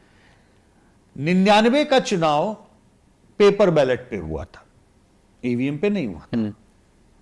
और फिर उसके बाद के विधानसभा चुनाव में ईवीएम पूरी तरह इंट्रोड्यूस हुई, और 2004 के बाद से लोकसभा सारे ईवीएम में हो रहे। जी। तो 98 की कट ऑफ डेट, 99-98 की कट ऑफ डेट आप जो भी तय करना कर लीजिए। जी। सन 52 से लेकर के उस समय तक के सारे चुनाव, विधानसभा, लोकसभा, पंचायत, सारे उठा लीजिए। जिस दिन तक इस मुल्क में पेपर बैलेट था, 90% से ज्यादा इलेक्शन रिजल्ट प्रो इनकम्बेंट आते थे। यानी जो सत्ता में है वो सत्ता में बना हुआ है, ठोक कर, फोड़ कर, कब्जा करके। जिसने नहीं देखा है बैलेट स्टफिंग कैसे होती थी, बूथ कैसे लूटा जाता था, कल्पना नहीं है जिन बच्चों को। आर्ट था वो भी एक। आर्ट था, आर्ट एंड क्राफ्ट, अद्भुत पुस्तक कला। तो वो जो पुस्तक कला में दुर्भाग्य था कि पुस्तक केवल भारत का संविधान होती थी, इसके साथ में कलाकारी होती थी उस बैलेट पेपर पे। 90% से ज्यादा कागज के बैलेट के ऊपर जो चुनाव हुए, प्रो इनकम्बेंट हुए, जो सत्ता में था वो बना रहा। जिस दिन से इस मुल्क में ईवीएम इंट्रोड्यूस हुआ है, 90% से ज्यादा इलेक्शन रिजल्ट एंटी इनकम्बेंट आए। वाह। यानी जो सत्ता में है वो हार गया, सत्ता के बाहर हो गया। अकाट्य तर्क है। अगर ईवीएम पब्लिक का गुस्सा रजिस्टर करने में असमर्थ है, लोगों को सत्ता से बाहर फेंकने में असमर्थ है, तो 90% इलेक्शन रिजल्ट ईवीएम के एंटी इनकम्बेंट नहीं होते। इस पे कोई बहस करने को तैयार नहीं है। जब मैं बोलता हूं नहीं आप समझ नहीं रहे, फिर वो मास्टर स्ट्रोक आ जाता है। ये तो हारते इसलिए हैं ताकि लोकसभा में जो है ना, आप समझते नहीं है, ये बस ऐसे ऐसे करते हैं। सौरभ जी, क्या सौरभ भारद्वाज ना, सौरभ दिल्ली विधानसभा में अमेजन से उन्होंने मशीन ऑर्डर की। अमेजन से, हाउ अमेजिंग। अरे वाह, अमेजन से ऑर्डर की और पेचकस लेके खड़े थे। देखिए मैं बताता हूं कैसे हैक होती है। और जब इलेक्शन कमीशन ने बुलाया, आओ जरा हमारे वाले पे बताओ, तो गई भी नहीं किए।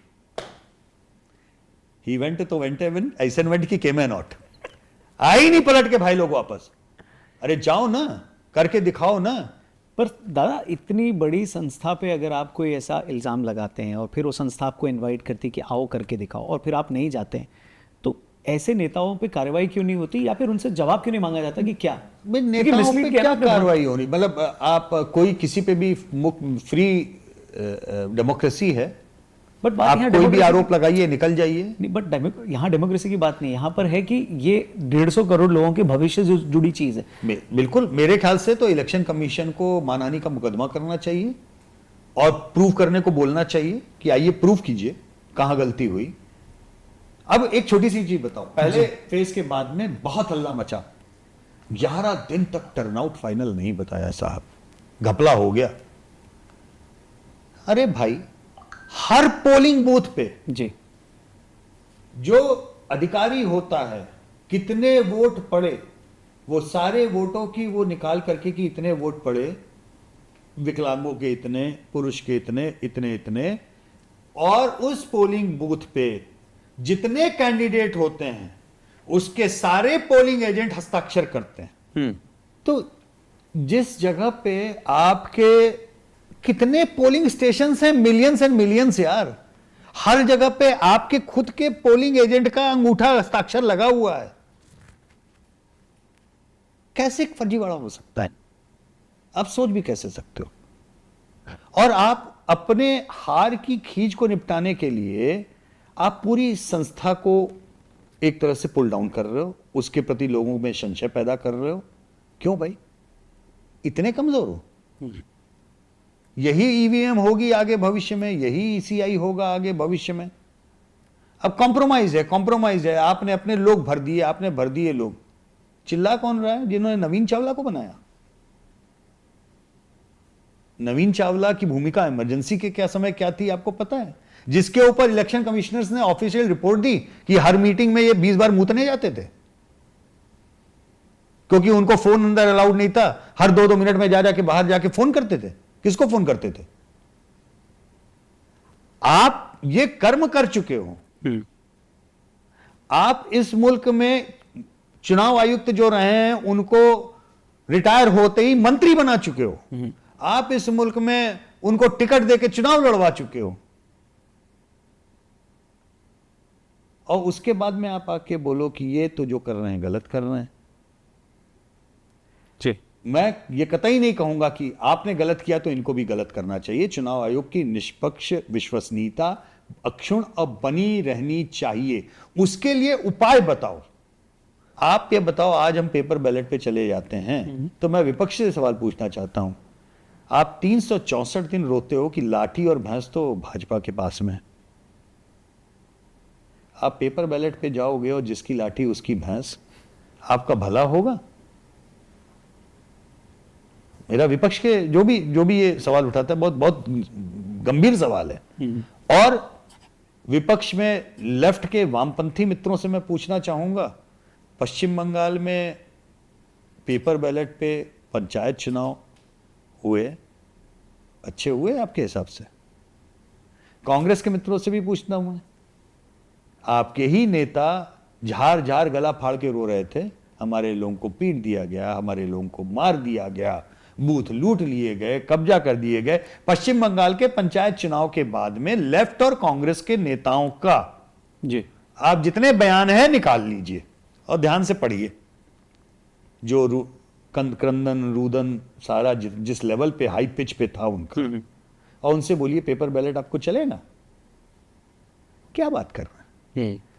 लॉजिकली बात कीजिए। ये देश लोकतंत्र में यकीन करता है। मैं दुनिया भर में 40 से ज्यादा मुल्कों में चुनाव और चुनाव से जुड़े हुए विषयों के ऊपर जा चुका हूं, शोध कर चुका हूं, मिल चुका हूं, बात कर चुका हूं। जितनी बार भी मैं भारत से बाहर जाता हूं रौनक, भारत के चुनाव तंत्र के ऊपर मेरी श्रद्धा और आस्था उतनी ज्यादा बढ़ जाती है। यही मेरा अगला सवाल था दादा, कि भारत में जो चुनाव होते और भारत के बाहर अलग देशों में जो चुनाव होते हैं, क्योंकि अमेरिका में भी आपने चुनाव को बहुत नज़दीक से देखा, इनफैक्ट ट्रंप जब जीते थे तो उस टाइम जो आपकी रिपोर्ट्स आई थी, आपकी जो रिसर्च थी आपकी टीम की, वो सबसे एक्यूरेट मानी गई थी। तो वहाँ चुनाव कैसे कंडक्ट किया जाता है और भारत से उसमें कितना अंतर है? देखिए, बहुत बड़ा अंतर तो ये है कि अमेरिका में क्या है कि कोई केंद्रीय चुनाव की बॉडी नहीं है, तो वहाँ करीबन 2500 काउंटीज हैं, उसमें हर काउंटी का इलेक्शन ऑफिशियल है और हर काउंटी का इलेक्शन सिस्टम और वो भी अपने हिसाब से चलते हैं। राज्य के कानून अलग हैं, केंद्र के अलग हैं और स्थानीय काउंटीज के भी कानून उसमें चलते हैं। ठीक है, तो कोई भी काउंटी ये तय कर सकती है हम तो ये मशीन नहीं, हम तो ऐसा वाला लगाएंगे। तो वहां पे 150 साल पुराने हत्थे से चलने वाली भी मशीन बहुत जगह यूज होती है। तो अलग अलग है। एक तो डिसेंट्रलाइज्ड है, बहुत भयंकर। लोगों का मतदाता आइडेंटिटी कार्ड नहीं है, ये उनका सबसे बड़ा विवाद है।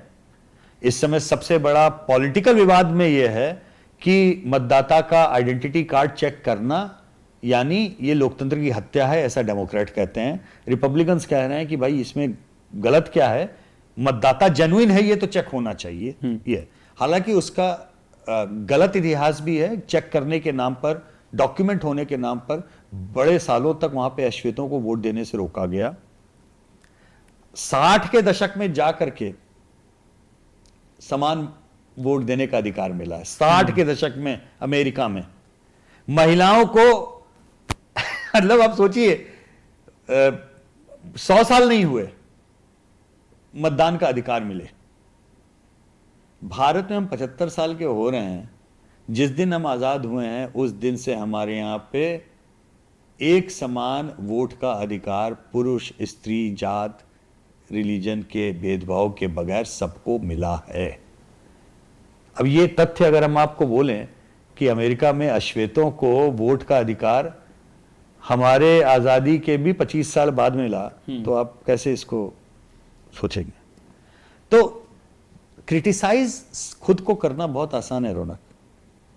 अमेरिका में जो डिसेंट्रलाइजेशन है, जो फेडरलिज्म अतिवादी है जी, उसका कितना नुकसान उनको हुआ। उनके दो राष्ट्रपति चुनाव सुप्रीम कोर्ट में जाकर के तय हुए हैं, गए हैं, आज तक मुकदमे चल रहे हैं, जिसका सही से बंटवारा नहीं हो पाया कि वोट किधर पड़े थे, वोट पड़े थे कि नहीं पड़े थे।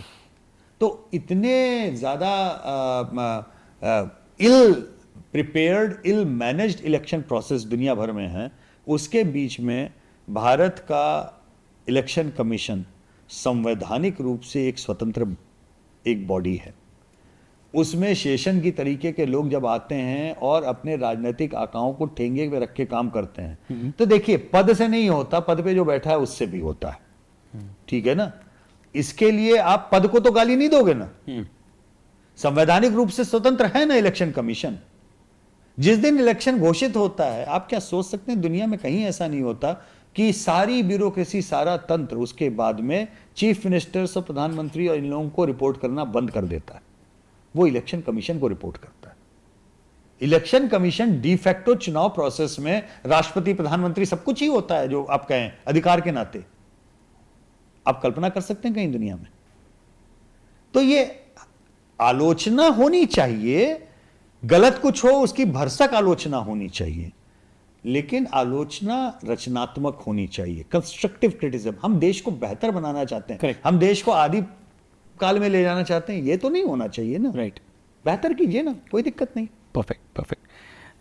यशवंत दादा, ये जानना चाहेंगे कि किसी भी सीट को अगर कोई नेता चुनता है या कोई पार्टी किसी नेता के लिए चुनती है तो उसके पीछे क्या सोच होती है? फॉर एग्जाम्पल, मोदी जी इतने साल तक गुजरात को इतने अच्छे से चला रहे थे, बनारस आने के पीछे क्या कारण था उनका? वहीं राहुल गांधी जी के लिए अमेठी को चुनना और अब मास्टर स्ट्रोक के जरिए रायबरेली को चुन लेना, तो उसके पीछे क्या सोच होती है? और इतने टाइम से गांधी परिवार अमेठी से ही लड़ना, तो क्या साइंस होता है, क्या लॉजिक होता है, क्या सोच होती है उसके पीछे? देखिए, वो एक क्राफ्ट है, मैं मानता हूं। उसमें भारत जैसे देश में जातिगत जड़ना, कैलकुलेशन, ये एक उसका अकाट्य हिस्सा है, मैं इसको कभी नकारूंगा नहीं। लेकिन बड़े लोग और बड़ी सीटों के जो फैसले होते हैं उसका बहुत बड़ा कारण नैरेटिव और प्रभाव का होता है। मसलन बनारस आना नरेंद्र मोदी का, बनारस की जो पहचान है, सिंबॉलिज्म है, कल्चरल सिंबॉलिज्म कह लें, हिस्टोरिकल सिंबॉलिज्म कह लें, और उसकी जो पोजीशनिंग है वो बहुत महत्वपूर्ण है। जी। रौनक, जो काशी की जो स्ट्रैटेजिक पोजीशनिंग है वो बड़ी यूनिक है। केवल पॉलिटिकली अगर देखो तो वो एक सीट है जो भाजपा का भयानक स्ट्रांग होल्ड 80 के दशक से लगातार बना। 89 में जो सीट जीती उसके बाद से आज तक केवल एक बार बीजेपी वो सीट हारी है। लेकिन it's not about being a strong hold. Kashi की जो स्ट्रैटेजिक पोजीशनिंग है, चाहे उसके सांस्कृतिक आयाम से देखें, धार्मिक आयाम से देखें, राजनीतिक आयाम से देखें, वो बहुत अलग है। उसके जैसी कोई दूसरी सीट नहीं है। कई तरीकों से आपको बता सकता हूं मैं। पहली बात तो आप पूरब पूरब जब सुनते हैं तो लोग, दरअसल बहुत सारे लोग कंफ्यूज हो जाते हैं, पूरब को बिहार से कंफ्यूज करते हैं। ऐसा नहीं है। पूरब दरअसल जहां अवध खत्म होता है वहां से पूरब शुरू होता है, और काशी जो है, बनारस पूरब का बहुत बड़ा केंद्र है। देखिए, मैं बीएचयू में पैदा हुआ, वहीं पर रहा, मेरा परिवार सैकड़ों सालों से बनारस में रहा है। लेकिन मेरी ताई जी बीएचयू हॉस्पिटल की मैट्रन थी, और लंबे समय तक दिल्ली के बाहर, यहां से लेकर के कलकत्ता और आसाम तक अगर आप कहें, एम्स के लेवल का कोई बड़ा हॉस्पिटल था तो बीएचयू का हॉस्पिटल था। तो आप समझ सकते हैं कि लोगों का आवाजाही किस तरीके की उस केंद्र के नाते भी रही। 3 बड़े विश्वविद्यालय, काशी हिंदू विश्वविद्यालय, संस्कृत विद्यापीठ और तीसरी, तो ये 3 बड़े विश्वविद्यालय उस जगह पे। इसके अलावा धार्मिक रूप से, सांस्कृतिक रूप से या आध्यात्मिक रूप से जो केंद्र है, बनारस भारत का सबसे बड़ा कॉस्मोपॉलिटन टाउन है। क्योंकि पूरे भारत के लोग इतनी बड़ी तादाद में वहां पर आके बसे हैं, और किसी भी दिन, आज से नहीं, आदि अनंत काल से उस जगह की जो आबादी है, पॉपुलेशन है, उससे बड़ी आबादी उस जगह पे फ्लोटिंग पॉपुलेशन की तरह रहती है। इतने लोग आते हैं, जाते हैं। आप कभी भी चले जाएं काशी में, आपको बड़ा विचित्र एक ये भी पता लगेगा कि आप घाट पे जाके देखेंगे, नाव में लोगों को देखेंगे, जितने तीर्थयात्री देखेंगे उसमें आधे से ज्यादा आपको दक्षिण के दिखाई देंगे। बिल्कुल ठीक है। तो काशी का कनेक्शन पूरब, नॉर्थ, दक्षिण इतना क्लासिकल रहा है। वो ये जो काशी तमिल संगम वाली बात हो रही थी, देखिए क्या बेवकूफी की बात है। अरे भाई, जाके तो देखो, बेवकूफी की बात नहीं है। मोहल्ले के मोहल्ले बसे हुए हैं दक्षिण भारतीयों से, मोहल्ले के मोहल्ले बसे हुए हैं मराठियों से। जैसे हम लोगों का जो पुराना घर था वो ब्रह्मा घाट, मतलब पूरा का पूरा एरिया था। ये बात दूसरी कि वो सब काशीवासी हो चुके हैं। अब मेरी मातृभाषा में मराठी नहीं बोलता ना, मैं तो बोलता हूँ मेरी मातृभाषा हिंदी है, भोजपुरी है, क्योंकि मैं काशीवासी हूँ जी। ठीक है। तो उसके अपने मायने बहुत थे, बहुत सिंबॉलिज्म था उसके अंदर। और फिर काशी विश्वनाथ, अब आप पॉलिटिकल उससे बोलेंगे तो ज्ञानवापी भी मैं बोलूंगा, why not, there is a symbolism of that. Right. आप रिलीजियस पोलराइजेशन बोलेंगे, बिल्कुल बोलूंगा। मुख्तार अंसारी वहां से लड़े थे मुरली मनोहर जोशी के खिलाफ, भरा पूरा पोलराइजेशन था। तो ये तमाम चीजों का ना मिश्रण है। देन काशी की सॉफ्ट पावर, चाहे वो कला की हो, संगीत की हो, तो तमाम चीजों। भाई, प्रधानमंत्री मोदी के जो मुख्य प्रस्तावक थे 2014 में छन्नूलाल जी थे।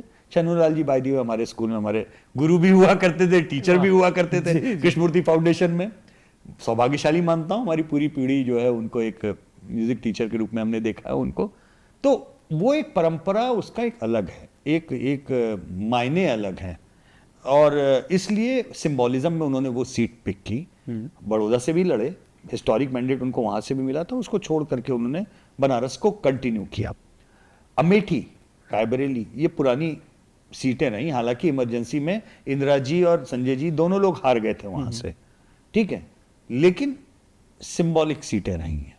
फिरोज जी लड़े उन सीटों से, नेहरू जी का पूरा खानदान, मतलब आप कहें तो उनकी रही। उस सीट को छोड़ के जाना ये सिंबॉलिकली बहुत गलत था राहुल गांधी जी ने। और जाना भी तो कहां जाना, वायनाड, जो कि आर्ग्यूएबली सबसे ज्यादा कंसंट्रेटेड मुस्लिम पॉपुलेशन वाली सीटों में से एक। किसका सलाह होता है ये सब? ये तो आज तक कोई बता ही नहीं पाया। मुझे लग रहा है कि इस सवाल का जवाब आपसे और मुझसे ज्यादा कांग्रेस के समर्थक ढूंढ रहे हैं कि सलाह देता कौन है, सामने पड़े तो सही। किसकी सलाह चलती है, ये आज तक समझ में नहीं आता। क्योंकि कुछ चीजें आपके जिसे कहते हैं ना कन्वेंशनल विजडम कहते हैं ना, कॉमन सेंस कन्वेंशनल विजडम के बियॉन्ड हो जाता है। अब आप कितना भी मास्टर स्ट्रोक बोलें, आपने अमेठी में सिंबोलिज्म यही दिया ना नैरेटिव की, आप छोड़ के भाग गए, वायनाड भाग गए, वायनाड से आप जीते, अब आप इधर आ गए।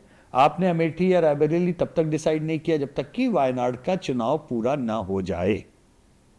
ठीक है, अब मुझे एक सिंपल सी चीज बताइए, वायनाड रायबरेली आप दोनों जीतेंगे अगर, तो एक सीट आपको खाली करनी पड़ेगी ना, वो सीट कौन सी होगी? वो उसी आदमी से पूछेंगे जिससे वायनाड पूछा था। ठीक है, अगर आप वायनाड रखते हैं, रायबरेली खाली करते हैं, तो वहां पे बाइपोल होगा। ठीक है ना, बाइपोल में अगर तो आप केंद्र में सत्ता में आ गए तो बाइपोल आपके लिए बड़ा अच्छा रहेगा, लेकिन आप सत्ता में वापस नहीं आते हैं और रायबरेली जीत के आप वापस रायबरेली खाली करते हैं, तो क्या आपके लिए या जो भी आपकी पार्टी की ओर से आपकी बहन ही क्यों न लड़ जाए, क्या उनके लिए सहज होगा? क्या आप उनके लिए आसान करके निकलेंगे चीजें? नहीं। खुदा ना खास्ता आप वायनाड खाली करते हैं, हो सकता है कि बाइपोल में आप के परिवार का कोई और लड़े या कोई तो शायद निकाल ले दोबारा, लेकिन केरल जो कि अभी 2 साल बाद चुनाव में जाने वाला है, जहां पे अभी पिछला असेंबली इलेक्शन आप हारे हैं और अब आर्ग्यूएबली आपके लिए सत्ता में वापसी के बड़े अच्छे चांसेस हैं। 10 साल की एंटी इनकम्बेंसी लेफ्ट के अगेंस्ट काम करेगी। पॉलिटिकल विजडम है क्या वायनाड को छोड़ना इस समय? तो ये सवाल सहज रूप से आते हैं, लेकिन और ये मैं बिना मजाक उड़ाए भी मैं कह सकता हूं कि हो सकता है कि भाई कुछ ऐसे इक्वेशन हो जो मेरी छोटी समझ में नहीं आ रहे हों, ज़्यादा बड़े स्ट्रेटेजिस्ट होंगे उनके पास में जो समझते होंगे, लेकिन एक लेमैन के जरिए से अमेठी छोड़ना ये मुझे सही निर्णय नहीं लगता। आपका खेत था, आप खूंटा गाड़ के बैठते, आप लड़ते, 5 साल आप जाते, आप गए क्या? मैंने आपको उस समय बोला था ना कि आपने पूछा था कि जीतने के क्या वो हैं। करेक्ट, आप इफेक्टिव हैं, आप अभी गए थे by the way Amethi, right? मैं गया था जी, है ना, इफेक्टिव थे, अगर पूरा परिवार इफेक्टिव था, अमेठी का डेवलपमेंट आपको किस तरीके का लगता था 5 साल पहले? आप अमेठी को, अगर मैं अतिशयोक्ति नहीं होगी अगर मैं ये बोलूं कि उत्तर प्रदेश की वर्स्ट डेवलप्ड कॉन्स्टिट्यूंसी रही। तो अमेठी का डेवलपमेंट न होना और इतनी आइकॉनिक सीट होना और इतने बड़े बड़े कद्दावर कांग्रेस के नेता वहां होने, ये क्यों नहीं हो पाया? मतलब लॉजिक क्या है इसका? क्योंकि कोई भी कितना भी छोटा नेता हो, कितने भी छोटे रीजन का हो, वो अपने एरिया में तो काम कराता ही है। टेकिंग फॉर ग्रांटेड, मुझे ऐसा लगता है। जब आप बहुत ज़्यादा जनता को बिल्कुल टेकन फॉर ग्रांटेड लेते हैं, तब आपको ये लगता है कि न तो मैं काम कराऊंगा तो भी मैं जीतूंगा, ईमानदारी वगैरह के ऊपर कोई बात ना करे तो कोई बात ही नहीं है, और मैं अवेलेबल भी नहीं रहूंगा तो भी मैं जीतूंगा। ठीक है ना? अब ये इस तरीके का टेकन फॉर ग्रांटेड है। मानवीय प्रवृत्ति में रौनक, कोई भी टेकन फॉर ग्रांटेड लेना पसंद नहीं करता, घर के अंदर भी, परिवार के अंदर भी, दो लोगों में भी, दो लोगों में भी। बिल्कुल। रौनक मुझे कितना आदर करें, मैं रौनक को कितना भी प्यार करूं, लेकिन मैं रौनक को टेकन फॉर ग्रांटेड लूंगा, रौनक को नहीं अच्छा लगेगा। करेक्ट। ठीक है ना? टेकन फॉर ग्रांटेड में शायद हो सकता है कि मां बाप एक एक्सेप्शन होते हैं, जिनके प्रति बच्चा नाराज भी होता है तो भी कि मुझे टेकन फॉर ग्रांटेड लिया जाए। ठीक है, लेकिन जब आप पूरी जनता को टेकन फॉर ग्रांटेड लेते हैं तो आपको डेवलपमेंट कराने की कोई, आपने फैक्ट्रियां 2-4 खुलवा दी थी, बड़ी बड़ी आपके क्षेत्र में लग गई थी, नौकरियां बटी कि नहीं बटी इससे कोई वो नहीं, नौकरियां वो फैक्ट्रियां भी बंद हो गई तमाम।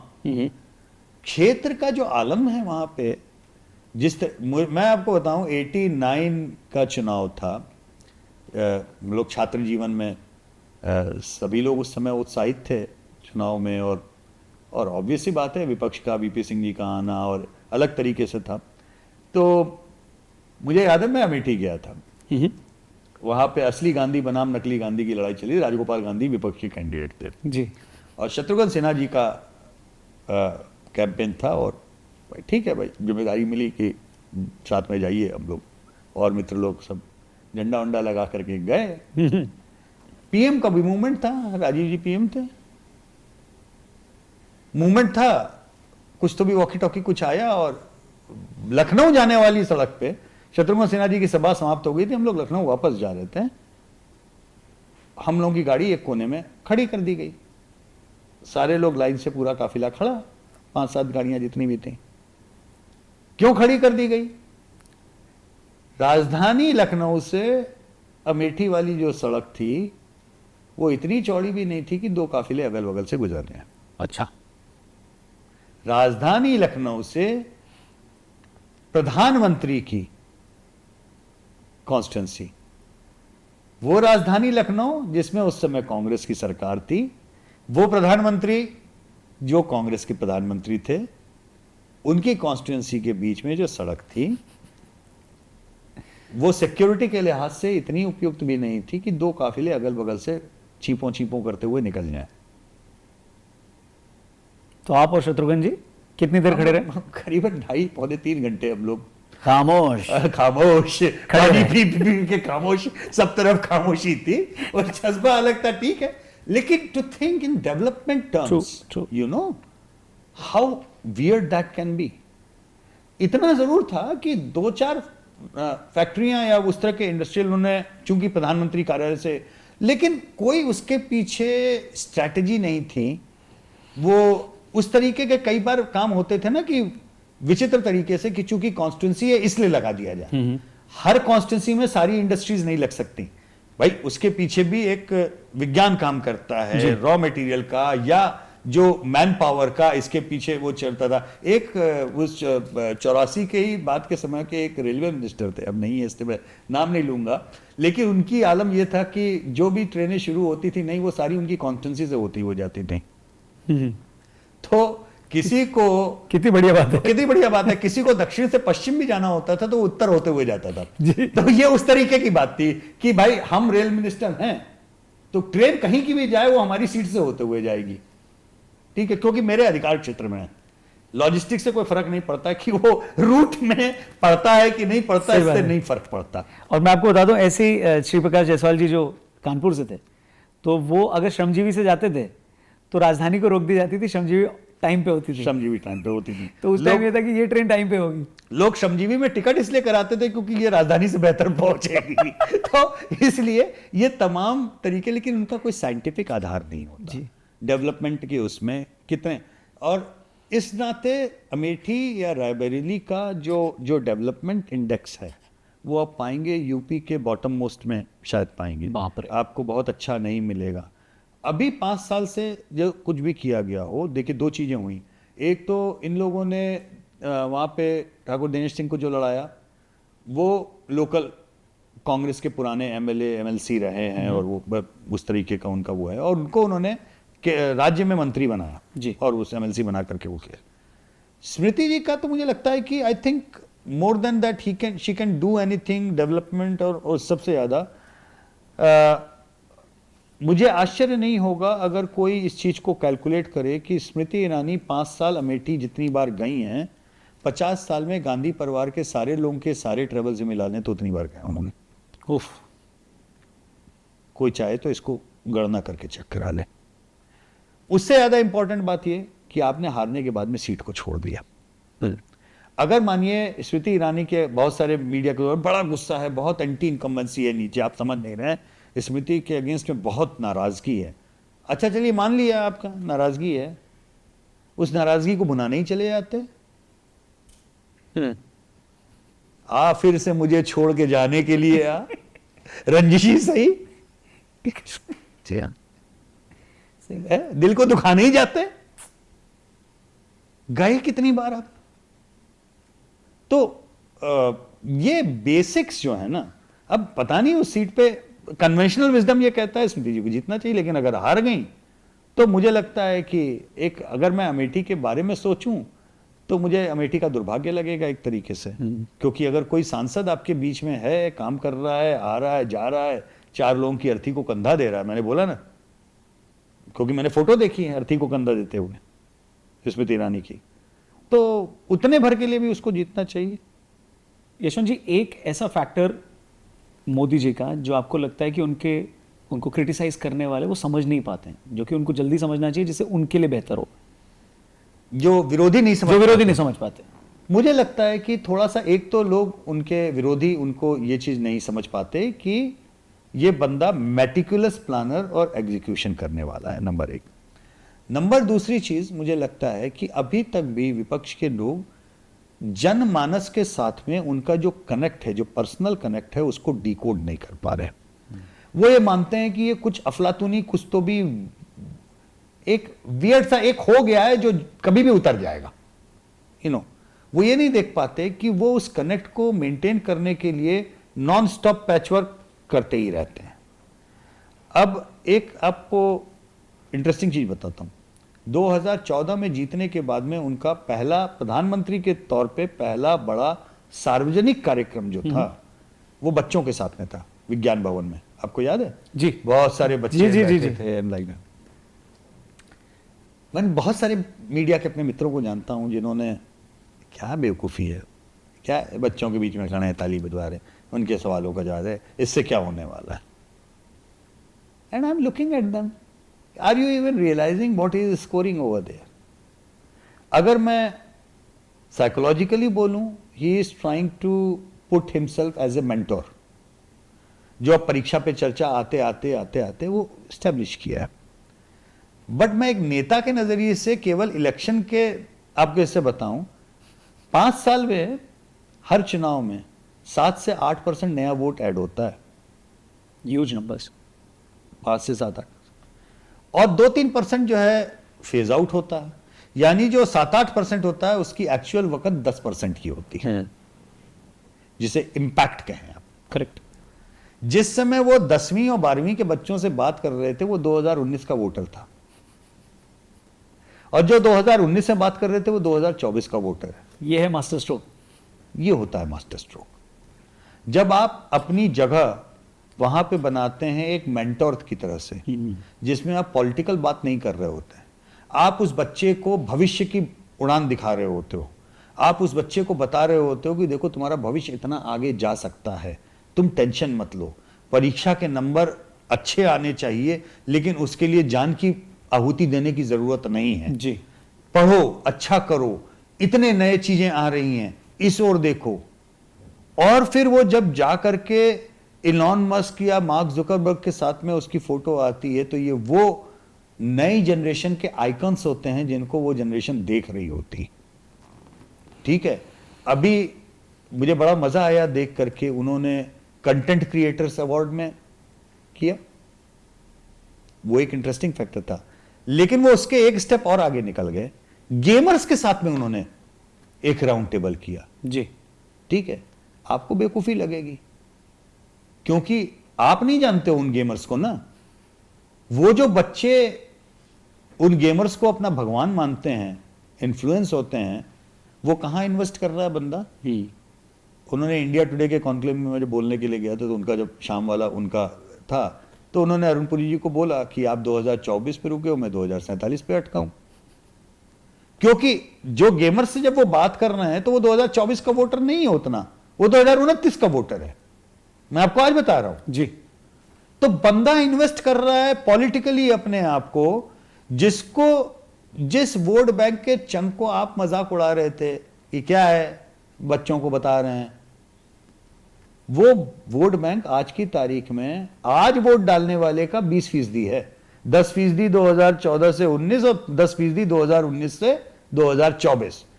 हर 5वां वोटर वो आज की तारीख में भारत वो है जिसने नरेंद्र मोदी के साथ में परीक्षा की चर्चा या मेंटरिंग वाले उस रोल में देखा। उसने नरेंद्र मोदी को पॉलिटिकल अवतार में देखा ही नहीं है, वो उसको पॉलिटिशियन की तरह से देख ही नहीं रहा है।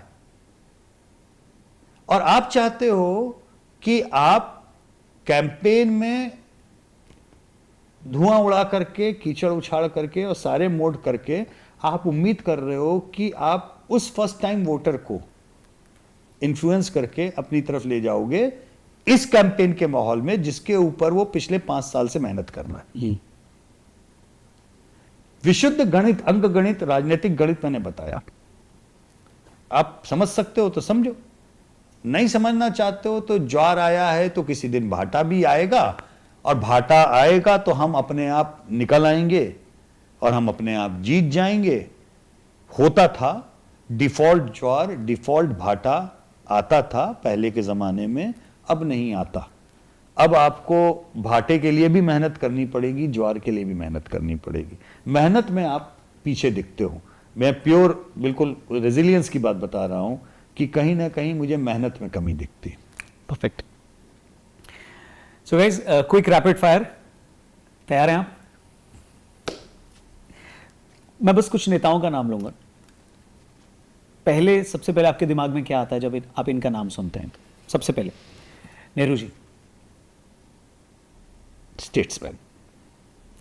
सरदार वल्लभ भाई पटेल,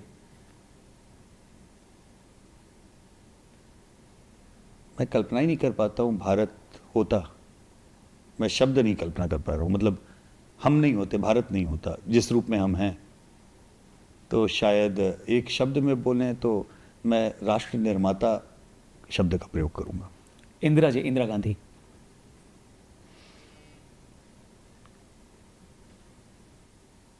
स्ट्रॉन्ग हेडेड, राजीव गांधी, अच्छे नेचर में भी और बुरे में भी, मतलब दोनों तरीके से। मैं मानता हूं कि इंदिरा जी नहीं होती तो 71 का वो नहीं होता, और इंदिरा जी के स्ट्रॉन्ग हेडेडनेस ही उनका 75 वाले ब्लंडर भी था कारण, but strong headed is the right word. Rajiv Gandhi,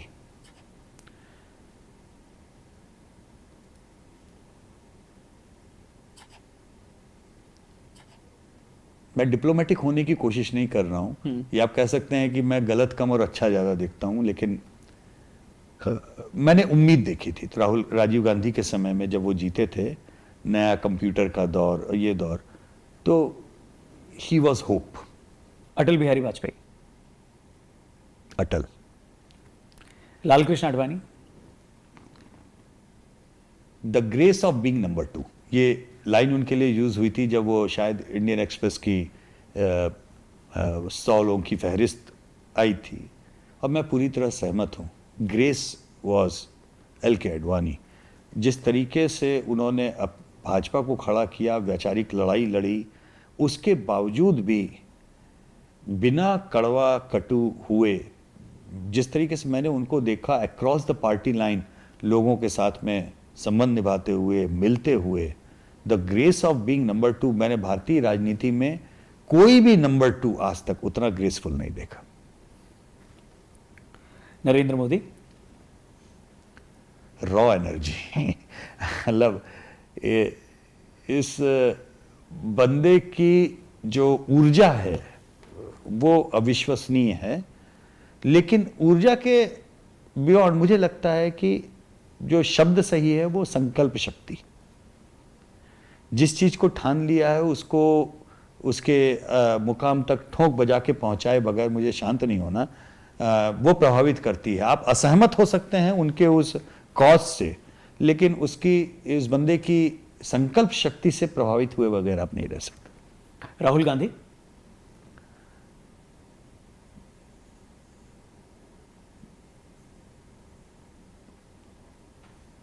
मैं अगर अनफिट शब्द का प्रयोग करूंगा तो उसको गलत तरीके से मत लीजिएगा। वो उसी तरीके से अनफिट हैं जिस तरह से मेरी अम्मा मुझे ज़बरदस्ती डॉक्टर बनाना चाहती थी, क्योंकि हमारे नाना डॉक्टर थे। अगर मैं डॉक्टर बनता तो बहुत ही अनफिट डॉक्टर होता। तो मुझे लगता है कि वो राजनीति के लिए नहीं बने। वो भले इंसान होंगे, सभ्य, सौम्य, अच्छे व्यक्ति हैं, लेकिन मैं मिला नहीं हूं कभी उनसे व्यक्तिगत रूप से, मिलना चाहूंगा कभी मौका लगा तो, लेकिन वो राजनीति के लिए अनफिट लगे मुझे। सो आप उनके एडवाइजर होते तो क्या एडवाइस देते? मैं उनको एडवाइस देता कि मैंने अपने मन की आप अपने मन की कीजिए, आप राजनीति में मत जाइए। आपको अगर नहीं लगता है, if it is not your calling, तो केवल पारिवारिक दबाव या जो भी दबाव आपके ऊपर, मैं नहीं जानता। पर आपको लगता है पारिवारिक दबाव है? आप तो एकदम रंग में लगते हैं, बाहें चढ़ाते हुए बढ़िया यात्रा वगैरह भी कर रहे हैं। मुझे नहीं लगता। देखो रौनक, मैं बहुत ही बचकानी सी बात बोलूंगा, अगर मैं तय कर लेता तो डॉक्टर में भी बन जाता। स्कॉलर था, बहुत अच्छे नंबर आते थे, लेकिन मैं अच्छा डॉक्टर कभी नहीं बन सकता था। हर एक की कॉलिंग होती है ना। रौनक की कॉलिंग है। रौनक आज जो है वो इसलिए हैं क्योंकि रौनक अपने पैशन को फॉलो कर रहा है। तो मुझे समाव ये लगता है उनके सारे कामकाज तरीके से, बोलने से, सब, मैं जितनी बार भी देखता हूं मुझे लगता है कि इनकी कॉलिंग नहीं, ये अनमने ढंग से कर रहे हैं, ऐसा मुझे लगता है। मैं गलत भी हो सकता हूं, बट दैट्स ऑल। बाकी लेकिन मैं एक तारीफ पे बोलूंगा, मेरे लिए वो भारत के सबसे बड़े युवा नेता है। इस पे मैं किसी को बहस की कोई गुंजाइश ही नहीं छोड़ता हूँ, और उसका कारण बहुत साफ है। राहुल गांधी मुझसे उम्र में 2 साल बड़े हैं, जब तक वो युवा नेता हैं तब तक मैं युवा हूँ। इसलिए इस पे बहस नहीं होगी, बाकी सब चलेगा। ये अब आपका मास्टर स्ट्रोक था। But thank you very much Yashwant दादा, आप हमारे साथ इस पॉडकास्ट में आए, टीआरपी पे आए, और आपने बहुत सारे ऐसी बातें भी बताई जो शायद लोगों ने पहली बार सुनी होगी, उससे सीखा भी होगा। कैसे वोटर की साइकी को समझना है, कैसे नेता किस सीट को चुनता है, इलेक्शन जीतने का फॉर्मूला क्या है, वो आज हमने जाना। तो जो भी यंग लोग आगे चलकर लीडर बनना चाहते हैं, नेता बनना चाहते हैं और चुनाव जीतना चाहते हैं, तो सिंपल सा फॉर्मूला आपने बता दिया, तो आई थिंक वो बहुत लोगों के काम आएगा। आई होप वो उसी फॉर्मूले पे रह के न रह जाएं। मैंने रॉक बॉटम वाला फॉर्मूला भी बताया है, लेकिन बेहतर होगा कि वो 1 2 3 के हिसाब से ही अपनी कोशिश करें। मैं उन तीनों को ही, उन तीनों फैक्टर्स को ही मैं कंप्लीट फार्मूला मानता हूं। तो प्लीज़ जाकर फिर से वीडियो का वो हिस्सा ज़रूर देखें और उसको भी अपने दोस्तों से शेयर करें, स्पेशली जो लोग नेता टाइप के हैं कि चुनाव जीतना है तो देखो ये करना है। और प्लीज़ कमेंट करके बताएं कि ये पॉडकास्ट कैसा लगा आपको, कौन सा पार्ट सबसे ज़्यादा अच्छा लगा। और अगली बार जब फिर से चुनाव के बाद यशवंत देशमुख हमारे साथ दूसरे वाले पॉडकास्ट के एपिसोड में आए तो उनसे वो सारी बातें फिर से करेंगे, और इसकी कंटिन्यूटी रहेगी, क्योंकि कई सारी बातें जो आपने इसमें बोली हैं वो आई थिंक चुनाव के बाद वो सर्कल कंप्लीट हो जाएगा। तो thank you very much for watching, share ज़रूर करिएगा। चलते चलते आखिरी सवाल दादा, क्या होगा इस चुनाव का परिणाम? बहुत अलग होगा या जो सबके मन में वही होगा? अभी तक मुझे कोई ऐसा अलार्मिंग वो सिग्नल नहीं लगा, मतलब कि जिससे मुझे लगे कि जो प्री पोल के हमारे ट्रैकर्स थे उसमें और अभी में, मैं केवल टर्नआउट भी अगर बात करूं तो ये ऐसा 2004 की तरह से कुछ अटपटा होने जा रहा है, वो अभी तक मुझे कोई संकेत नहीं लगे, क्योंकि ना अर्बन रूरल में कोई वेरिएशन वैसा अलार्म नहीं लगा, पुरुष स्त्री में कोई अलार्मिंग टर्नआउट का गैप वैसा नहीं लगा, ट्राइबल नॉन ट्राइबल दलित नॉन दलित जो सीटें होती मैंने सब तरीके से, भाजपा नॉन भाजपा में भी नहीं लगा। केरल में 7% का टर्नआउट गिर गया, तमिलनाडु में गिर गया। मेरा बहुत स्पष्ट मानना है जहां कंटेस्ट अच्छा है रौनक, वहां टर्नआउट अच्छा है। कांटे का कंटेस्ट देखिए पश्चिम बंगाल में हो रहा है, टर्नआउट अच्छा हो रहा है। राजस्थान में टर्नआउट गिर गया, लेकिन जिन सीटों पे कंटेस्ट अच्छा है, बाड़मेर में टर्नआउट बढ़ गया। तो जो लॉपसाइडेड कंटेस्ट होते हैं ना, वहां पे लोगों का इंटरेस्ट कम हो जाता है, तो वो टर्नआउट गिर जाता है। उसको एक कोने कर दीजिए, तो मुझे अभी तक कोई ऐसा रेड फ्लैग या अलार्म जैसा अभी तक मेरा कुछ भी नहीं बजा। सो ये सिर्फ इसको अगर क्रिकेट के लैंग्वेज में समझें तो ऐसा नहीं है कि क्रिकेट में प्रॉब्लम है। इंडिया और पाकिस्तान अगर खेल रहे हैं, इंडिया और ऑस्ट्रेलिया खेल रहे हैं, तो ज़्यादा लोग देखेंगे एज कम्पेयर टू इंडिया और जिम्बाब्वे, क्योंकि लोगों को पता है कि रिजल्ट क्या होगा, या फिर लोग इतने समझदार हैं कि उसको जज कर लेते हैं। बिल्कुल। Thank you once again Yashwant Deshmukh ji, thank you. बहुत अच्छा लगा। आप लोग प्लीज़ इस पॉडकास्ट को ज़रूर शेयर करिएगा, वीडियो को भी लाइक करिएगा और चैनल सब्सक्राइब करेंगे तो बहुत अच्छा लगेगा। थैंक यू वंस अगेन, नमस्ते।